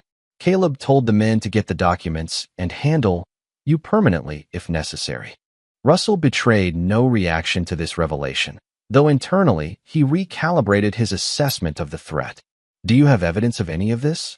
Theo hesitated, then reached into his jacket and removed a small flash drive. Enough to start with. Financial records, meeting notes, property addresses. I've been gathering it slowly, carefully. Why didn't your mother know about this aspect of Pike's operations? She knew something wasn't right, but she was focused on getting control of Vaughn Developments. Caleb kept her separated from the darker side of the business. Theo pushed the drive across the table. I'm not asking for forgiveness, Dad. I know what I did. But this is bigger than our family feud now. Russell picked up the drive, considering his options. If Theo was telling the truth, this changed the nature of the conflict dramatically. If he was lying, this could be another trap, though to what end, Russell couldn't immediately determine. I'll have this information verified, he said finally. If it proves accurate, I may be able to help minimize your legal exposure. But make no mistake, this doesn't erase your betrayal or restore you to Vaughn Developments. Theo nodded. I understand. Just be careful. Caleb has people everywhere. Law enforcement, city government, even some of your own employees. After Theo left, Russell immediately had the flash drive analyzed by Gil's cybersecurity team, confirming it contained no malware before examining its contents. The information aligned with Theo's claims. Property records showing Pike acquisitions through various shell companies, financial transfers through seemingly unrelated businesses, and meeting notes referencing coded transactions. If this is accurate, the Pikes have built a significant illegal operation behind their legitimate business, Gil observed as they reviewed the files in a secure room. The question is, what do we do with this information? We could turn it over to the FBI, Russell considered. But as Theo suggested, if Pike has compromised law enforcement, we risk tipping our hand without achieving results. Not to mention potentially exposing your son to criminal charges, Gil added. Russell's expression hardened. Theo made his choices. My priority is neutralizing the threat to Vaughn Developments. And to me personally, if what Theo says about the home invasion is true. So what's the play? Gil asked. Russell was quiet for a moment, formulating a strategy. We use this information, but carefully. First, we need independent verification of these activities. Second, we identify Pike's vulnerabilities, financial, operational, and legal. And third, we construct a trap that allows no escape. That's going to require significant resources and risk, Gil warned. The alternative is waiting for Caleb Pike to make another attempt to destroy everything I've built, Russell replied. I prefer to control the battlefield. Over the next 2 weeks, Russell deployed a sophisticated counterintelligence operation. He hired former federal agents to investigate Pike's properties, establish surveillance on key locations identified in Theo's files, and quietly approached trusted contacts in legitimate law enforcement channels to test which ones might be compromised. During this time, the criminal case against Natalie proceeded toward an inevitable conclusion. Faced with overwhelming evidence and Theo's testimony, her attorneys negotiated a plea agreement, 18 months in a minimum security facility plus 5 years probation, in exchange for her cooperation regarding Caleb Pike's involvement in the conspiracy against Russell. The day after Natalie's plea was finalized, Russell received a call from Diana Reynolds at the Boston Globe. "Mr. Vaughn, I'm working on a follow-up story about the case and its connections to Pike Properties. Would you be available for comment?" "What kind of connections are you investigating?" Russell asked cautiously. "I've received some interesting tips about Pike's business practices, specifically properties being used for purposes other than their stated functions, and about potential connections to organized crime." Russell considered what this meant. Either someone else was investigating Pike independently, or information was leaking from his own operation. "Ms. Reynolds, this sounds like a significant story. Perhaps we should discuss it in person rather than over the phone." They arranged to meet that afternoon at a small cafe in Cambridge. When Diana arrived, Russell was already seated at a corner table with a clear view of both entrances. "Thank you for meeting me," Diana said as she joined him. "I assume you prefer this conversation to be off the record for now." "Let's start that way," Russell agreed. "You mentioned tips about Pike Properties. What exactly have you heard?" Diana opened her notebook. "Multiple sources suggest that Caleb Pike, since taking control after his father's stroke, has moved the company into questionable territory. Properties acquired through shell companies, unusual cash flows, connections to known criminals." "And your sources for this information?" "Varied and confidential," Diana replied, "but credible enough that I've begun verifying independently. Property records do show a pattern of acquisitions through different LLCs that eventually trace back to Pike subsidiaries. And several buildings ostensibly developed as commercial spaces show minimal legitimate business activity despite being fully occupied." Russell nodded. This aligned with what Theo had provided, but coming from an independent source, it carried more credibility. "Why come to me with this?" he asked. "Because you're Pike's primary business rival and his recent target. And because I suspect you might already know something about these activities." Diana studied him carefully. "The question is whether you're merely a competitor caught in Pike's crosshairs, or if you have deeper knowledge about what's really happening." Russell weighed his options. Diana Reynolds had proven herself a thorough investigator and had treated the story of his family's betrayal with unexpected fairness. She could be a valuable ally in exposing Caleb Pike, or a dangerous complication if not handled carefully. "What if I told you that I recently received similar information from a source close to Pike's operation?" Russell said finally. "Information that suggests not only financial impropriety, but potentially violent criminal activity?" Diana leaned forward. "I would say that combining our information might create a more complete picture, and that exposing this through proper channels could serve both the public interest and your personal security." "There's a complication," Russell admitted. "Not all proper channels can be trusted. Pike has allegedly compromised certain officials, which is why going public through journalism might be the safest approach," Diana suggested. "Once the information is public, it becomes harder to bury or ignore." Russell considered this. "I need assurances about source protection, particularly regarding my son's involvement." "Theo is your source?" Diana asked, surprise evident in her voice. "One of them," Russell acknowledged. "His testimony against his mother was part of a larger effort to extricate himself from Pike's organization. He's provided documentation that could be damaging to both Pike and himself." Diana nodded thoughtfully. "I can work with anonymous sources and protect their identities, but I need enough corroboration to publish confidently. What if I could provide that corroboration along with additional evidence gathered independently?" Russell proposed. "In exchange for certain editorial considerations regarding Theo's role, I can agree to focus on Pike's activities rather than your family drama," Diana offered. "But I won't suppress relevant facts completely." "Fair enough," Russell agreed. "Give me 1 week to compile and verify additional information. Then we can determine the best approach for moving forward." After Diana left, Russell immediately called Gil. "We need to accelerate our verification process. Diana Reynolds is investigating Pike independently, and she's found similar patterns to what Theo provided. That could work to our advantage, Gil observed. A journalist with her reputation publishing these allegations creates public pressure that even corrupted officials can't ignore. Exactly, Russell agreed. But we need to control the narrative. Ensure the focus remains on Pike's criminal activities rather than Theo's complicity or our family's internal conflicts. Over the next several days, Russell's team worked around the clock, compiling and verifying evidence of Pike's illegal operations. They documented suspicious property transactions, photographed unusual activities at certain locations, and tracked financial flows through the network of shell companies. Simultaneously, Russell arranged for heightened security at all Vaughn Development's properties and his personal residences. If Caleb Pike realized he was being investigated, he might attempt one final strike against his perceived enemies. 5 days into this intensive operation, Lily called Russell urgently. "Dad, Theo just contacted me. He thinks Caleb is onto him. Says he's being followed and his apartment was broken into." "Where is he now?" Russell asked, immediately alert. "He wouldn't tell me exactly, just that he's somewhere safe for now." Lily's voice was tense with worry. "Dad, I'm scared for him. Whatever Caleb Pike is involved in, it sounds dangerous. Tell Theo to stay where he is and maintain minimal electronic communication," Russell instructed. "I'll have Gil arrange secure transport to a protected location." After ending the call, Russell considered this development. If Pike suspected Theo's betrayal, their timeline for action had just accelerated dramatically. He immediately called Diana Reynolds. "We need to move faster than anticipated.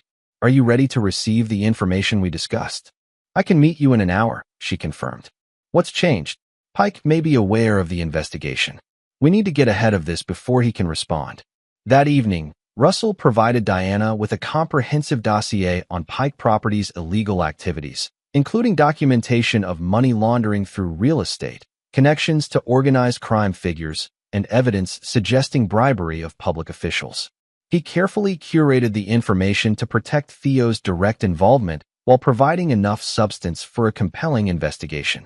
"This is extensive," Diana said as she reviewed the materials. "More than enough for an initial article, with follow-ups as more is verified." "When can you publish?" Russell asked. "I need to run this past legal, get editor approval. Realistically, 2 days minimum."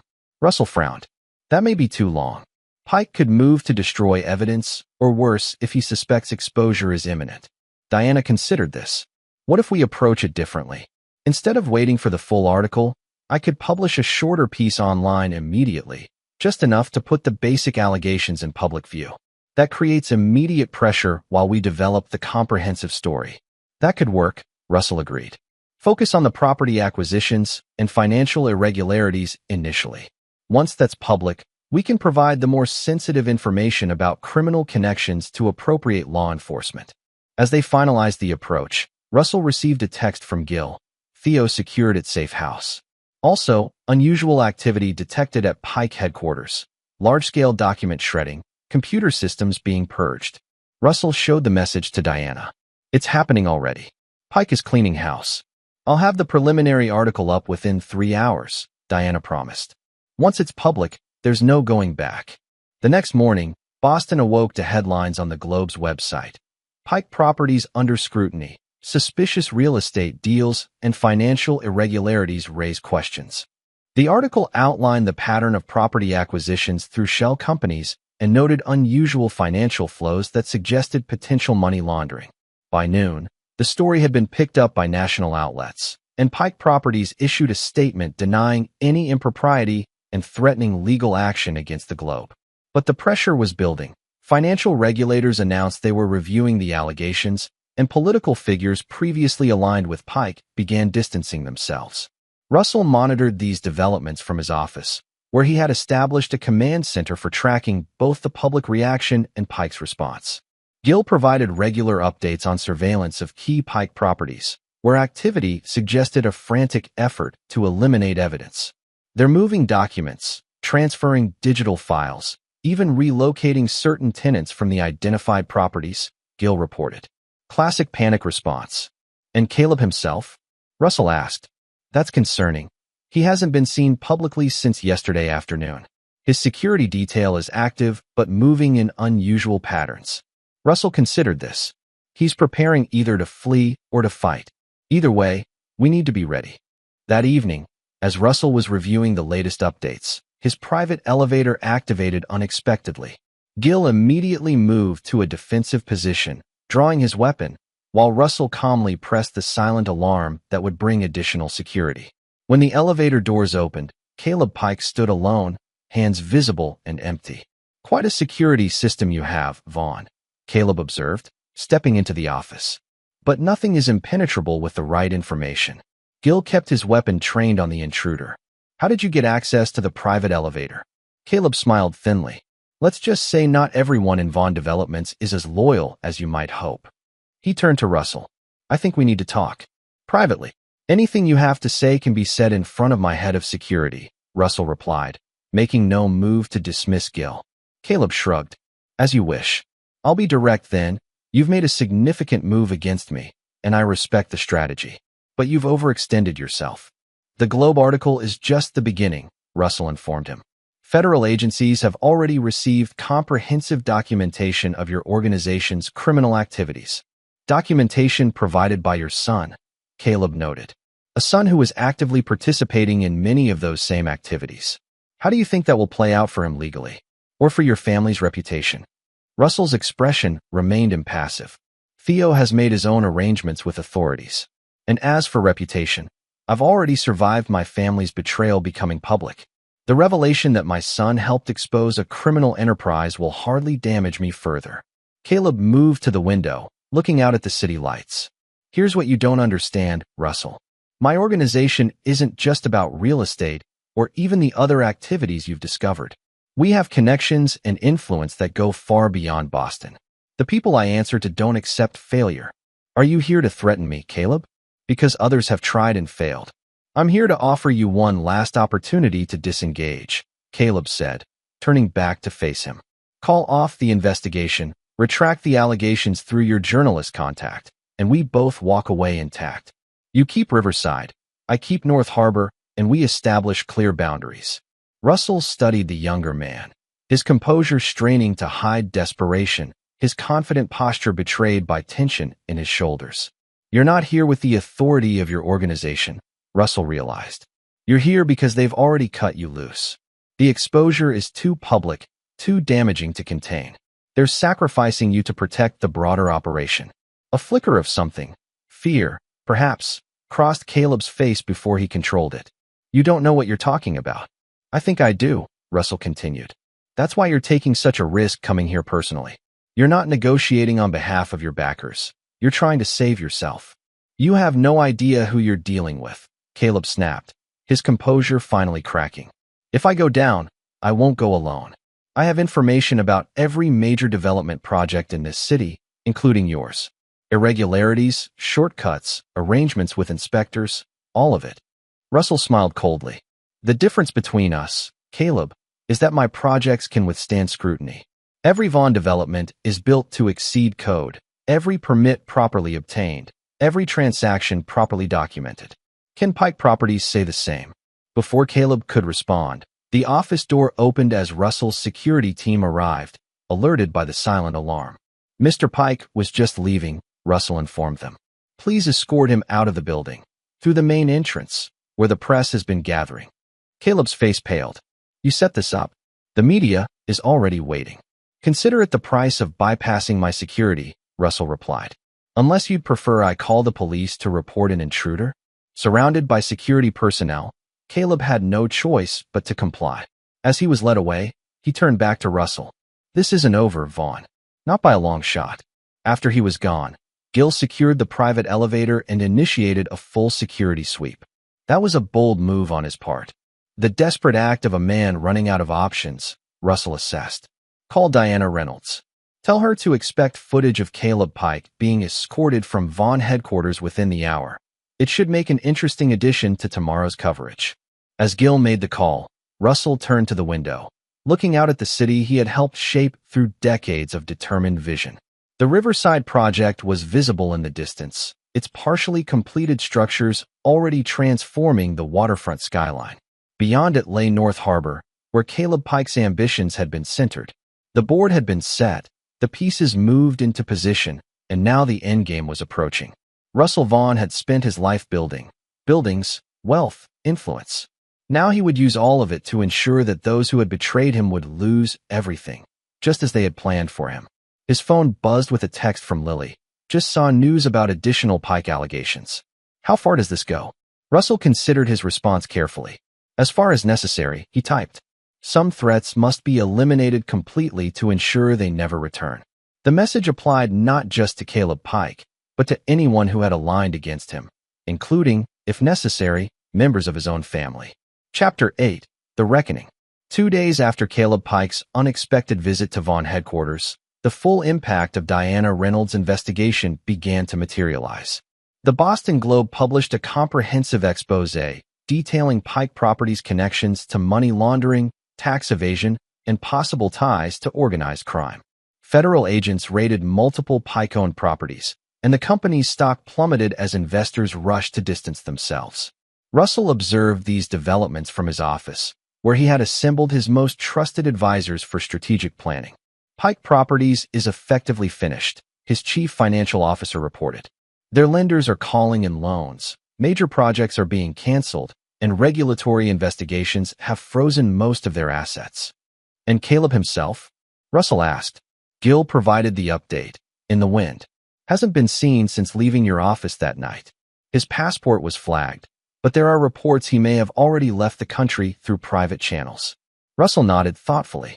The rapid collapse of Pike's empire was proceeding as anticipated, but he harbored no illusions that the danger had passed completely. Cornered adversaries were often the most dangerous. What about our position? He asked his team. How are the markets responding to Vaughn developments in light of these events? Actually, quite positively, his CFO replied. Our stock is up 11% as investors see us as the stable alternative to Pike. The Riverside project is being hailed as a model of transparent development in contrast to Pike's questionable practices. And the North Harbor project? Russell pressed. In limbo. The city has suspended Pike's preliminary approvals pending investigation. It's likely the development rights will be reopened for bidding within months. Russell allowed himself a small smile. Prepare a comprehensive proposal for North Harbor. I want to be ready to move as soon as bidding opens. As the meeting concluded, Russell received a call from an unexpected source, the mayor's office. Mr. Vaughn. Mayor Whitman greeted him when he answered. I hope I'm not interrupting anything important. Not at all, Mayor. What can I do for you? I'd like to meet privately to discuss recent events and their impact on the city's development plans. Would you be available this afternoon? Russell detected both urgency and caution in her tone. Of course. My office or yours? Neither, actually. Could you meet me at the waterfront park in an hour? Near the central fountain. The unusual request suggested the mayor was concerned about being overheard or seen meeting with him officially. I'll be there, Russell confirmed. When Russell arrived at the designated meeting spot, Mayor Whitman was already waiting, her security detail maintaining a discreet distance. She looked tired and tense. Unsurprising, given the political implications of the Pike scandal. Thank you for coming, she said as they began walking along the waterfront path. I needed to speak with you away from potential recording devices or staff members who might report our conversation to others. That sounds ominous, Russell observed. The mayor sighed. The Pike situation has exposed vulnerabilities throughout the city's development processes. Several officials have already been implicated in accepting bribes or improper influence. I need to know, how deep does this go, and was your investigation intended to trigger this level of scrutiny? Russell considered his response carefully. My focus was protecting my company from Pike's illegal attempts to undermine it. The broader implications were inevitable once the evidence came to light. That's politically astute, but not particularly forthcoming, Mayor Whitman noted. Let me be direct. Some people in my administration are suggesting you orchestrated this entire situation. First allowing Pike to overextend himself, then exposing his illegal activities at the optimal moment to eliminate competition and potentially acquire his assets at fire sale prices. An interesting theory, Russell acknowledged. But it credits me with far more control over events than any individual could possibly have. Pike's criminal activities were his own doing, as were his attacks against me and my company. The mayor studied him skeptically. And yet you seem remarkably well prepared to step into the void left by Pike's collapse. Almost as if you anticipated exactly how events would unfold. I've built my career on recognizing patterns and preparing for contingencies, Russell replied. When Pike aligned himself with my estranged wife and son to attack Vaughn Developments, I naturally investigated all aspects of his operation to understand the threat. What we discovered required reporting to appropriate authorities. Mayor Whitman nodded slowly. Fair enough. But now I face a dilemma. With Pike eliminated, Vaughn Developments stands to consolidate unprecedented control over the city's prime development areas. The council is concerned about replacing one dominant force with another. I understand the concern, Russell said. But unlike Pike, my company has always operated transparently and within the law. Our developments have consistently delivered what we promised: jobs, tax revenue, and improved infrastructure. True, the mayor acknowledged. But concentration of power remains a concern, regardless of who holds it. She paused, choosing her next words carefully. There's also the matter of your family situation. Russell's expression hardened slightly. My personal affairs are separate from my business operations. Are they? Mayor Whitman challenged. Your wife and son joined forces with your greatest business rival in an attempt to seize control of your company. Now your wife faces jail time, your son is in hiding, and your rival's empire is collapsing. The personal and professional seem rather intertwined. What exactly are you suggesting, Mayor? I'm suggesting that the city needs assurances that Vaughn Development's expanding influence will serve public interests, not personal vendettas. She held his gaze steadily. The North Harbor development will require council approval, regardless of who wins the bidding rights. That approval will depend on demonstrating community benefit and ethical business practices. Russell understood the implicit message. The mayor was offering conditional support for his expansion plans, provided he maintained strict separation between business objectives and personal grievances. Vaughn Developments has always prioritized sustainable growth that benefits the entire city, he assured her. Our proposal for North Harbor will reflect that commitment. I'm glad to hear it, Mayor Whitman said. Because despite everything, you remain the best option for moving these projects forward. Pike's organization is finished, and no other developer has your resources or track record. But understand this. I will be watching very carefully to ensure that power is exercised responsibly. As they completed their circuit of the park, the mayor offered a final observation. You know, Russell, there's a difference between winning and annihilation. One establishes dominance. The other creates voids that eventually get filled, sometimes by forces worse than those eliminated. I'll keep that in mind, Russell replied, though they both knew his course was already set. Later that day, Russell received an urgent call from Gil. We've located Theo. He's attempting to negotiate with federal authorities directly, outside the parameters we established. Russell felt a flash of anger at his son's continued defiance. What's he offering them? Everything he knows about Pike's operation, plus, and this is the concerning part, details about your response to the family conspiracy. He's painting himself as caught between warring powers, manipulated by both sides. Trying to make himself the victim, Russell observed coldly. Consistent with his character. There's more, Gil continued. He's claiming you deliberately orchestrated Pike's downfall as part of a personal vendetta that went beyond legitimate business competition. Says you used him to gather intelligence, knowing the risks it posed to him. Which federal agency is he talking to? FBI field office in Providence. Appears to be trying to stay outside your sphere of influence in Boston. Russell considered his options. Theo's attempt to rewrite the narrative posed a potential complication to his plans for North Harbor and beyond. While most of his actions would withstand scrutiny, the aggressive manner in which he had pursued Pike's destruction could raise questions about his methods and motivations. Contact our legal team and our connections at the Justice Department, Russell instructed. Remind them that Theo was an active, willing participant in Pike's criminal enterprise before he decided to save himself, and that his testimony is compromised by his attempts to manipulate multiple parties for personal advantage. Will do, Gil confirmed. What about Lily? She should be warned that Theo is changing the narrative. Russell hesitated. His relationship with his daughter had stabilized in recent weeks, with Lily maintaining cautious support while keeping distance from the most aggressive aspects of his countermeasures against Pike. Learning about Theo's latest maneuver might push her to choose sides more definitively. Tell her the essentials, he decided. That Theo is negotiating with authorities and attempting to portray himself as a victim rather than a participant. But emphasize that our primary concern is ensuring accurate representation of events, not punishing him further. That evening, Russell held a previously scheduled dinner meeting with key investors at his Beacon Hill home.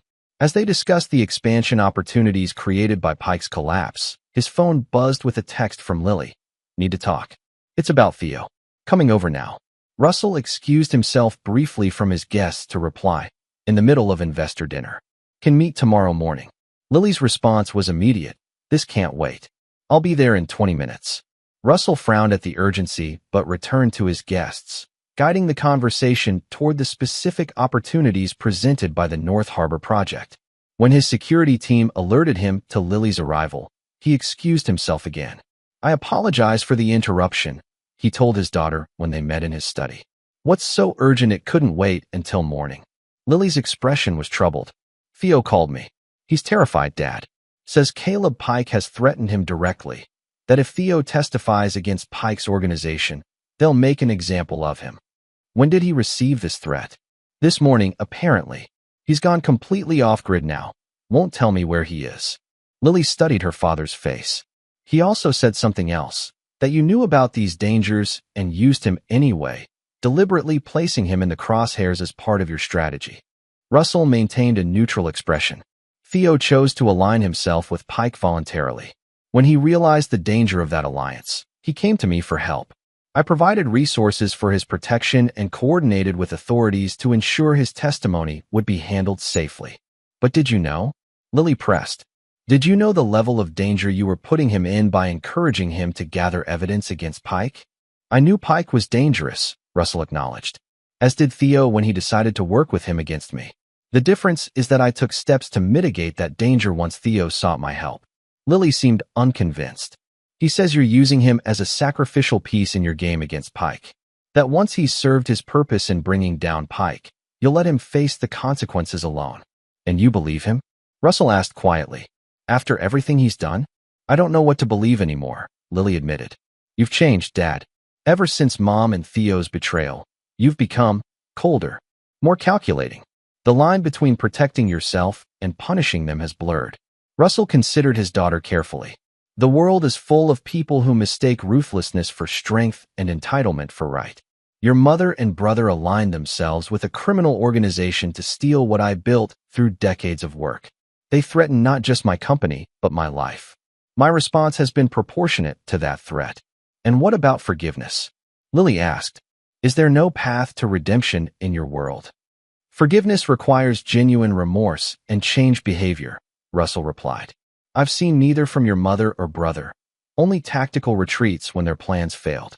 Before Lily could respond, Russell's security chief entered without knocking. Sir, we have a situation. 2 unmarked vehicles just pulled up outside, and armed individuals are approaching the house. Russell immediately moved to action. Secure my daughter and the investors. Activate Protocol Delta. As his security team mobilized, Russell accessed a hidden panel in his study wall, revealing surveillance monitors covering all approaches to the property. He could see 6 men in tactical gear moving toward the house from different angles. This isn't a legitimate law enforcement action, he observed. No warrants, no identification. This is Pike making his move. Lily stared at the monitors in shock. Dad, what's happening? Pike's organization is collapsing, so he's making one final desperate attempt to eliminate perceived threats, Russell explained, his voice unervingly calm as he activated additional security measures, including me. Within seconds, the house's advanced security system engaged, reinforced doors sealed, bulletproof shutters descended over windows, and silent alarms triggered notifications to both private security teams and legitimate law enforcement. What about the investors? Lily asked, her voice trembling. Being moved to the panic room, Russell assured her. You should join them. I'm staying with you, Lily insisted. Russell assessed his daughter with newfound respect.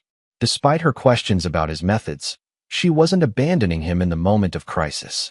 On the monitors, they watched as the intruders attempted to breach the property's perimeter, unaware that their approach had been detected. Russell's security team had taken defensive positions throughout the house, awaiting his command. "We have 3 minutes before police response," Gil reported, joining them in the study. "These men are professionals, military or paramilitary training." Russell nodded, making a swift decision. "Engage defensive protocols only. No lethal force unless absolutely necessary." "Dad, we should hide," Lily urged. "Running won't end this," Russell replied. "Pike needs to understand that coming after me directly is a terminal mistake." As the intruders reached the main entrance, the property's external defensive measures activated. Blinding lights illuminated the grounds, while a high-decibel alarm disoriented the attackers. Simultaneously, concealed sprinklers released a non-lethal but incapacitating chemical irritant across the perimeter. The assault team's coordinated approach dissolved into chaos. 2 men dropped to their knees, overcome by the chemical agent. Another pair retreated toward their vehicles. The remaining 2 sought cover, weapons raised but positions compromised. "Police ETA 1 minute," Gil reported. Russell watched impassively as his security team maintained defensive positions without engaging directly. "Perfect. Let the authorities handle the apprehension." When police arrived, they found 4 of the 6 intruders incapacitated or surrendering on the property grounds.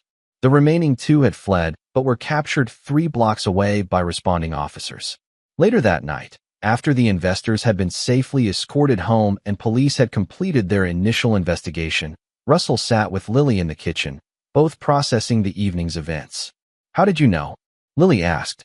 "About the security measures, the protocols. You were prepared for exactly this scenario." "Because I understand how men like Pike think," Russell replied. "When legitimate methods fail, they resort to force. It was only a matter of time." Lily studied her father with new eyes. "The others, Mom and Theo, they never really understood what they were getting into, did they? When they aligned with Pike, they saw him as a tool to use against me," Russell confirmed. "They never realized they were the tools being used." Gil entered with an update. "Police have the intruders in custody. Initial interrogation confirms they were hired by an intermediary connected to Pike. 2 have already agreed to testify in exchange for reduced charges." "And Pike himself?" Russell asked. "Still in the wind, but this attack has triggered a multi-agency manhunt. His face is on every law enforcement database nationwide." Russell nodded, satisfaction evident despite his understated reaction. "Contact Diana Reynolds. Make sure she has the details for tomorrow's paper." After Gil departed, Lily asked the question that had been building all evening. "What happens to Theo now? He's caught between Pike and the authorities and terrified for his life." Russell considered his response carefully. This was a pivotal moment in his relationship with his remaining family member. "That depends partly on his choices moving forward," he said finally. "If he cooperates fully and truthfully with authorities, without attempting to manipulate the narrative or deflect responsibility, I can ensure his protection. Beyond that," Russell paused. "Beyond that will depend on his actions, not his words." "But you won't forgive him," Lily observed, not a question but a statement. "Forgiveness is irrelevant to survival," Russell replied. "What matters is whether he finally learns that actions have consequences that can't be erased by entitlement or excuses." As Lily processed this harsh truth, Russell's phone rang, an unknown number. "Russell Vaughn," he answered. "Mr. Vaughn." The voice was unfamiliar, professionally neutral. "I'm Special Agent Carter with the FBI. We have Caleb Pike in custody. He was apprehended attempting to board a private flight to Venezuela." "I see," Russell replied evenly, though satisfaction coursed through him. "And you're contacting me because?" "He's asked to speak with you directly. Says he has information you'll want to hear before he cooperates with authorities." Russell considered this unexpected development. "Where is he being held?" "Federal building downtown. If you're willing to meet, we can arrange it for first thing tomorrow morning." After ending the call, Russell updated Lily on the development. "You're not actually going, are you?" she asked, concerned. "It could be another trap." "In federal custody, surrounded by agents?" Russell shook his head. "Pike is desperate now, searching for leverage. I want to hear what he offers, and what he reveals in the process." The next morning, Russell arrived at the federal building accompanied by his attorney. They were escorted to an interview room where Caleb Pike sat handcuffed to a table, his formerly immaculate appearance now disheveled. his confident demeanor replaced by barely controlled desperation. "Russell," Pike greeted him, attempting to maintain some semblance of his former poise. "Thank you for coming." "You have 5 minutes," Russell replied, taking a seat across from him. "Make them count." Pike leaned forward. "I have information about the people above me, about operations beyond Boston, about financial networks that extend internationally.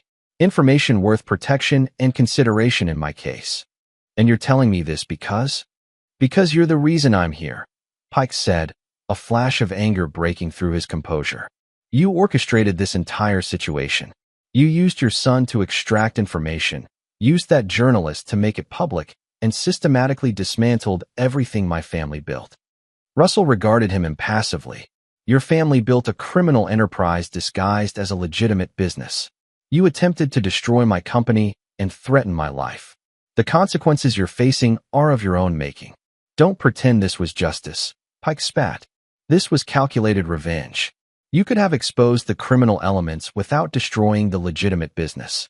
You could have targeted me without collapsing the entire organization and every project associated with it." "Perhaps," Russell acknowledged. "But complete elimination removes the possibility of future threats.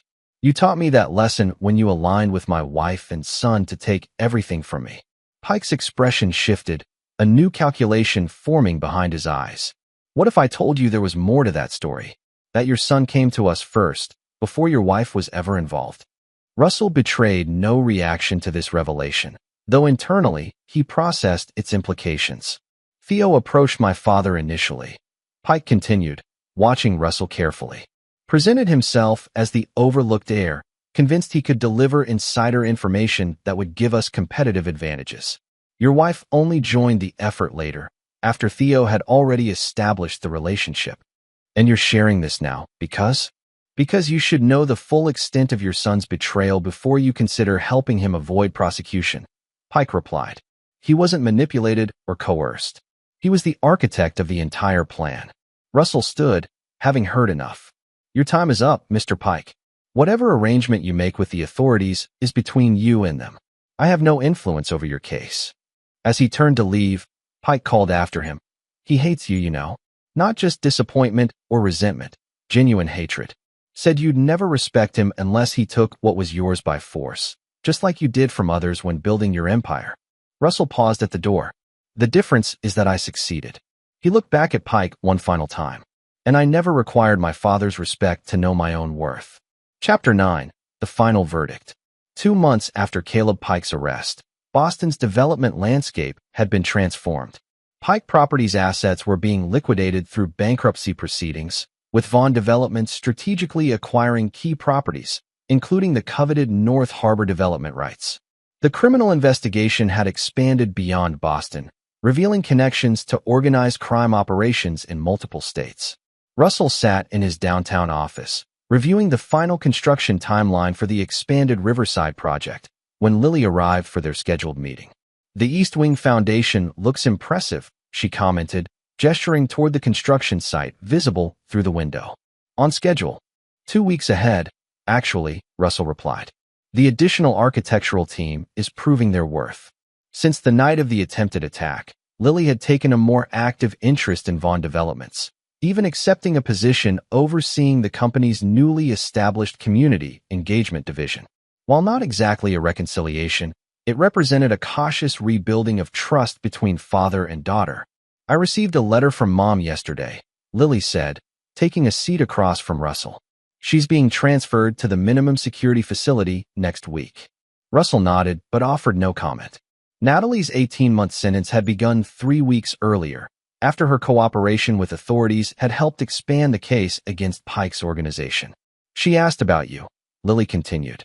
"Wanted to know if there was any possibility of, not reconciliation, exactly, but some form of closure before she serves her time." "The divorce papers provided all the closure necessary," Russell replied.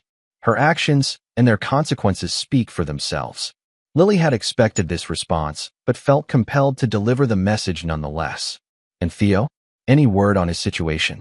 This was the more complex matter. Following Pike's revelation about Theo's role as initiator of the conspiracy, Russell had withdrawn his support for his son's immunity deal.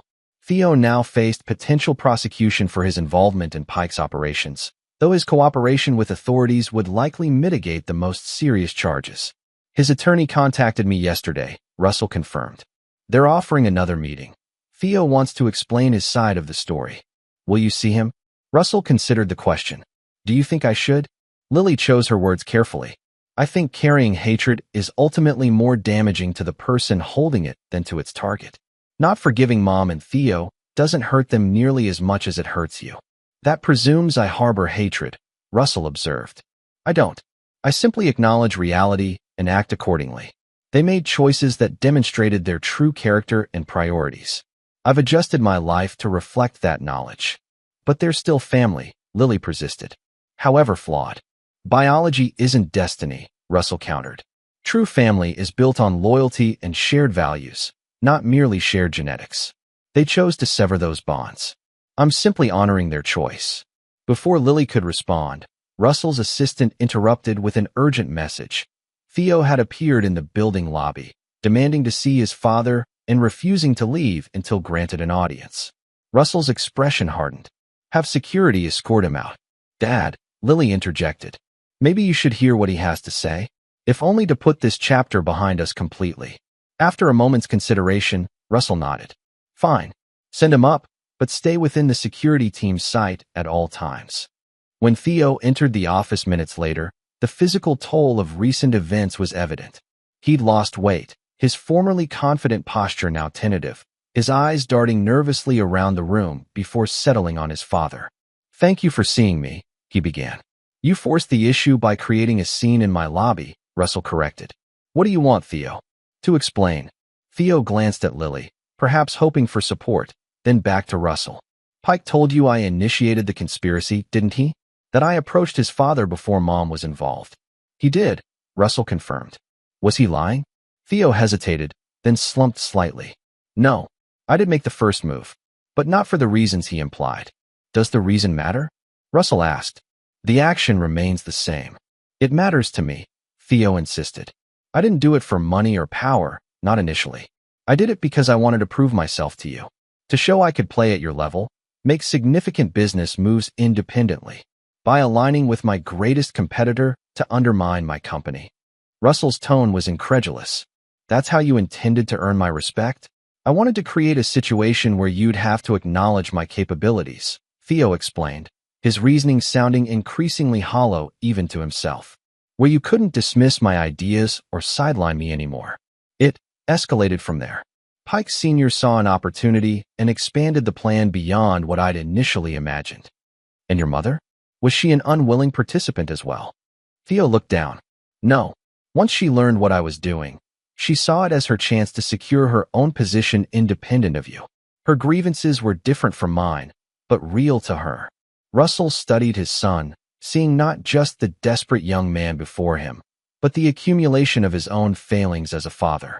Not failings of provision or opportunity, those he had supplied abundantly, but perhaps failings of understanding and communication. What do you want from me now, Theo? He asked finally. Forgiveness? Intervention with prosecutors? Financial support for your legal defense? I want a chance, Theo replied simply.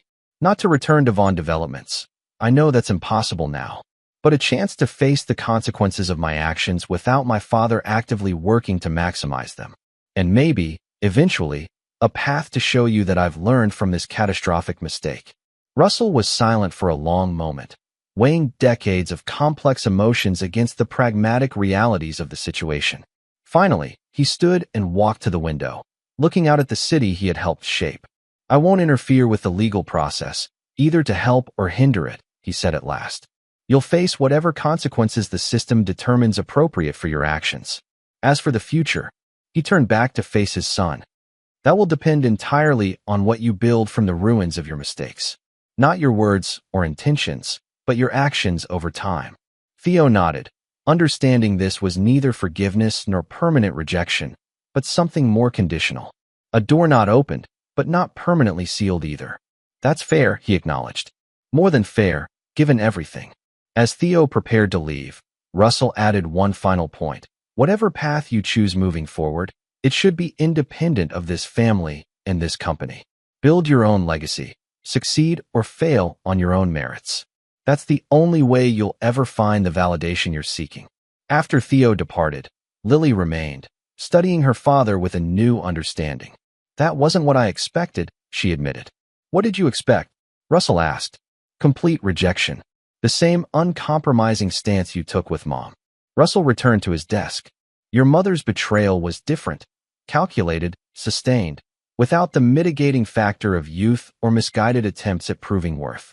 She sought to destroy what we built together out of entitlement and resentment. That merits a different response. So there are gradations to your ruthlessness, Lily observed with the hint of a smile. There are gradations to everything, Russell corrected, including betrayal and its appropriate consequences.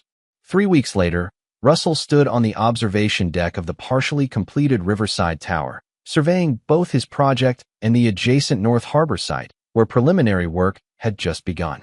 The combined developments would transform nearly a mile of Boston's waterfront, creating a legacy that would outlast any individual betrayal or personal conflict.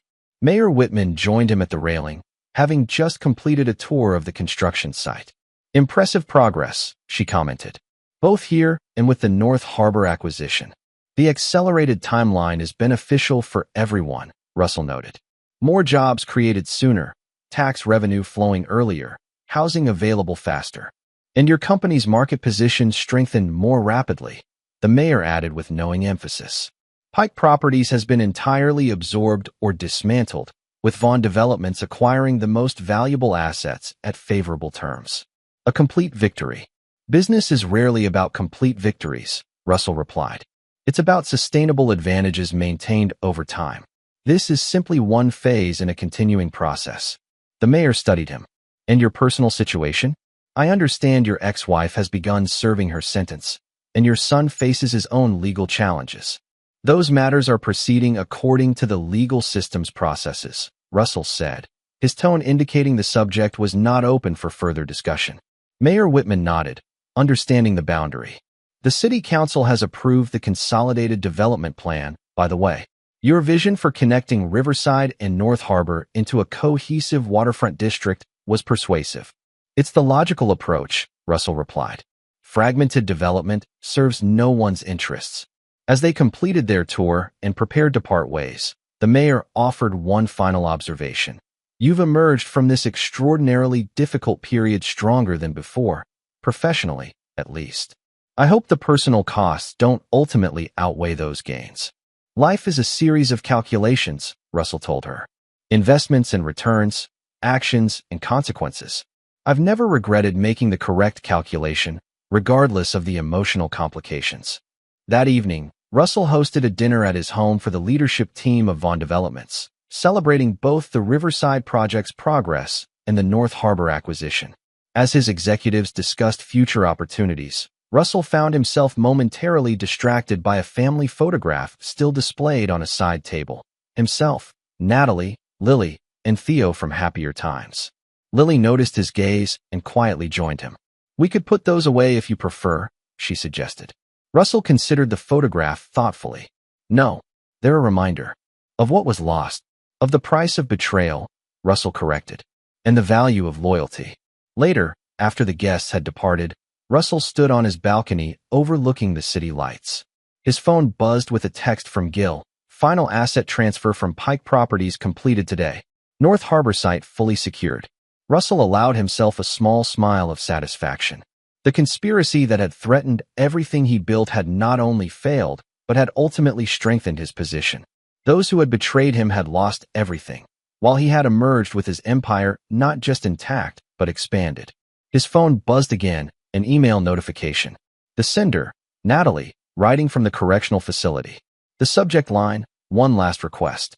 Russell hesitated, then opened the message. Russell, I won't ask for forgiveness. We both know that's not how you operate. But I am asking you to consider one thing. Don't let what happened between us poison whatever relationship might still be possible with our children. Theo made terrible mistakes, driven by a desperation to prove himself to you. And Lily has been caught in the middle, trying to maintain loyalty to both sides of a broken family. You've won completely. Your position is secure. Your enemies defeated. Perhaps now you can afford to show a measure of grace. Not to me, but to them. Natalie. Russell read the message twice, then deleted it without replying. Grace was a luxury afforded to those who had never faced existential threats from those closest to them. He had built his success on recognizing reality without sentiment clouding his judgment. That approach had saved him when his family had conspired to destroy him, and it would continue to guide his decisions moving forward. He turned his gaze back to the city skyline, where the illuminated framework of the Riverside Project stood as a testament to his vision and determination. Buildings, unlike people, remained true to their foundations. They stood or fell based on the integrity of their core structures, not on shifting loyalties or emotional impulses. And in the end, those physical monuments to his vision would outlast any personal betrayals or family conflicts. That was the legacy Russell Vaughn had fought to protect, and the one he would continue to expand, regardless of the personal cost. The game of power and betrayal had taught him its final lesson. True strength lay not in forgiveness, but in the unflinching ability to eliminate threats completely, even when they came from those once held closest. It was a harsh truth, but one that had served him well when facing the ultimate betrayal. As he turned to go inside, Russell glanced once more at the family photograph. Tomorrow, he would have it removed, not out of lingering pain, but because it represented a chapter now conclusively closed. The future belonged to those who recognized when certain bonds needed to be severed completely in order to move forward unburdened. Some would call it ruthless. Russell Vaughn simply called it clarity. This is where our story comes to an end. Share your thoughts in the comments section. Thanks for your time. If you enjoy this story, please subscribe to this channel. Click on the video you see on the screen, and I will see you there.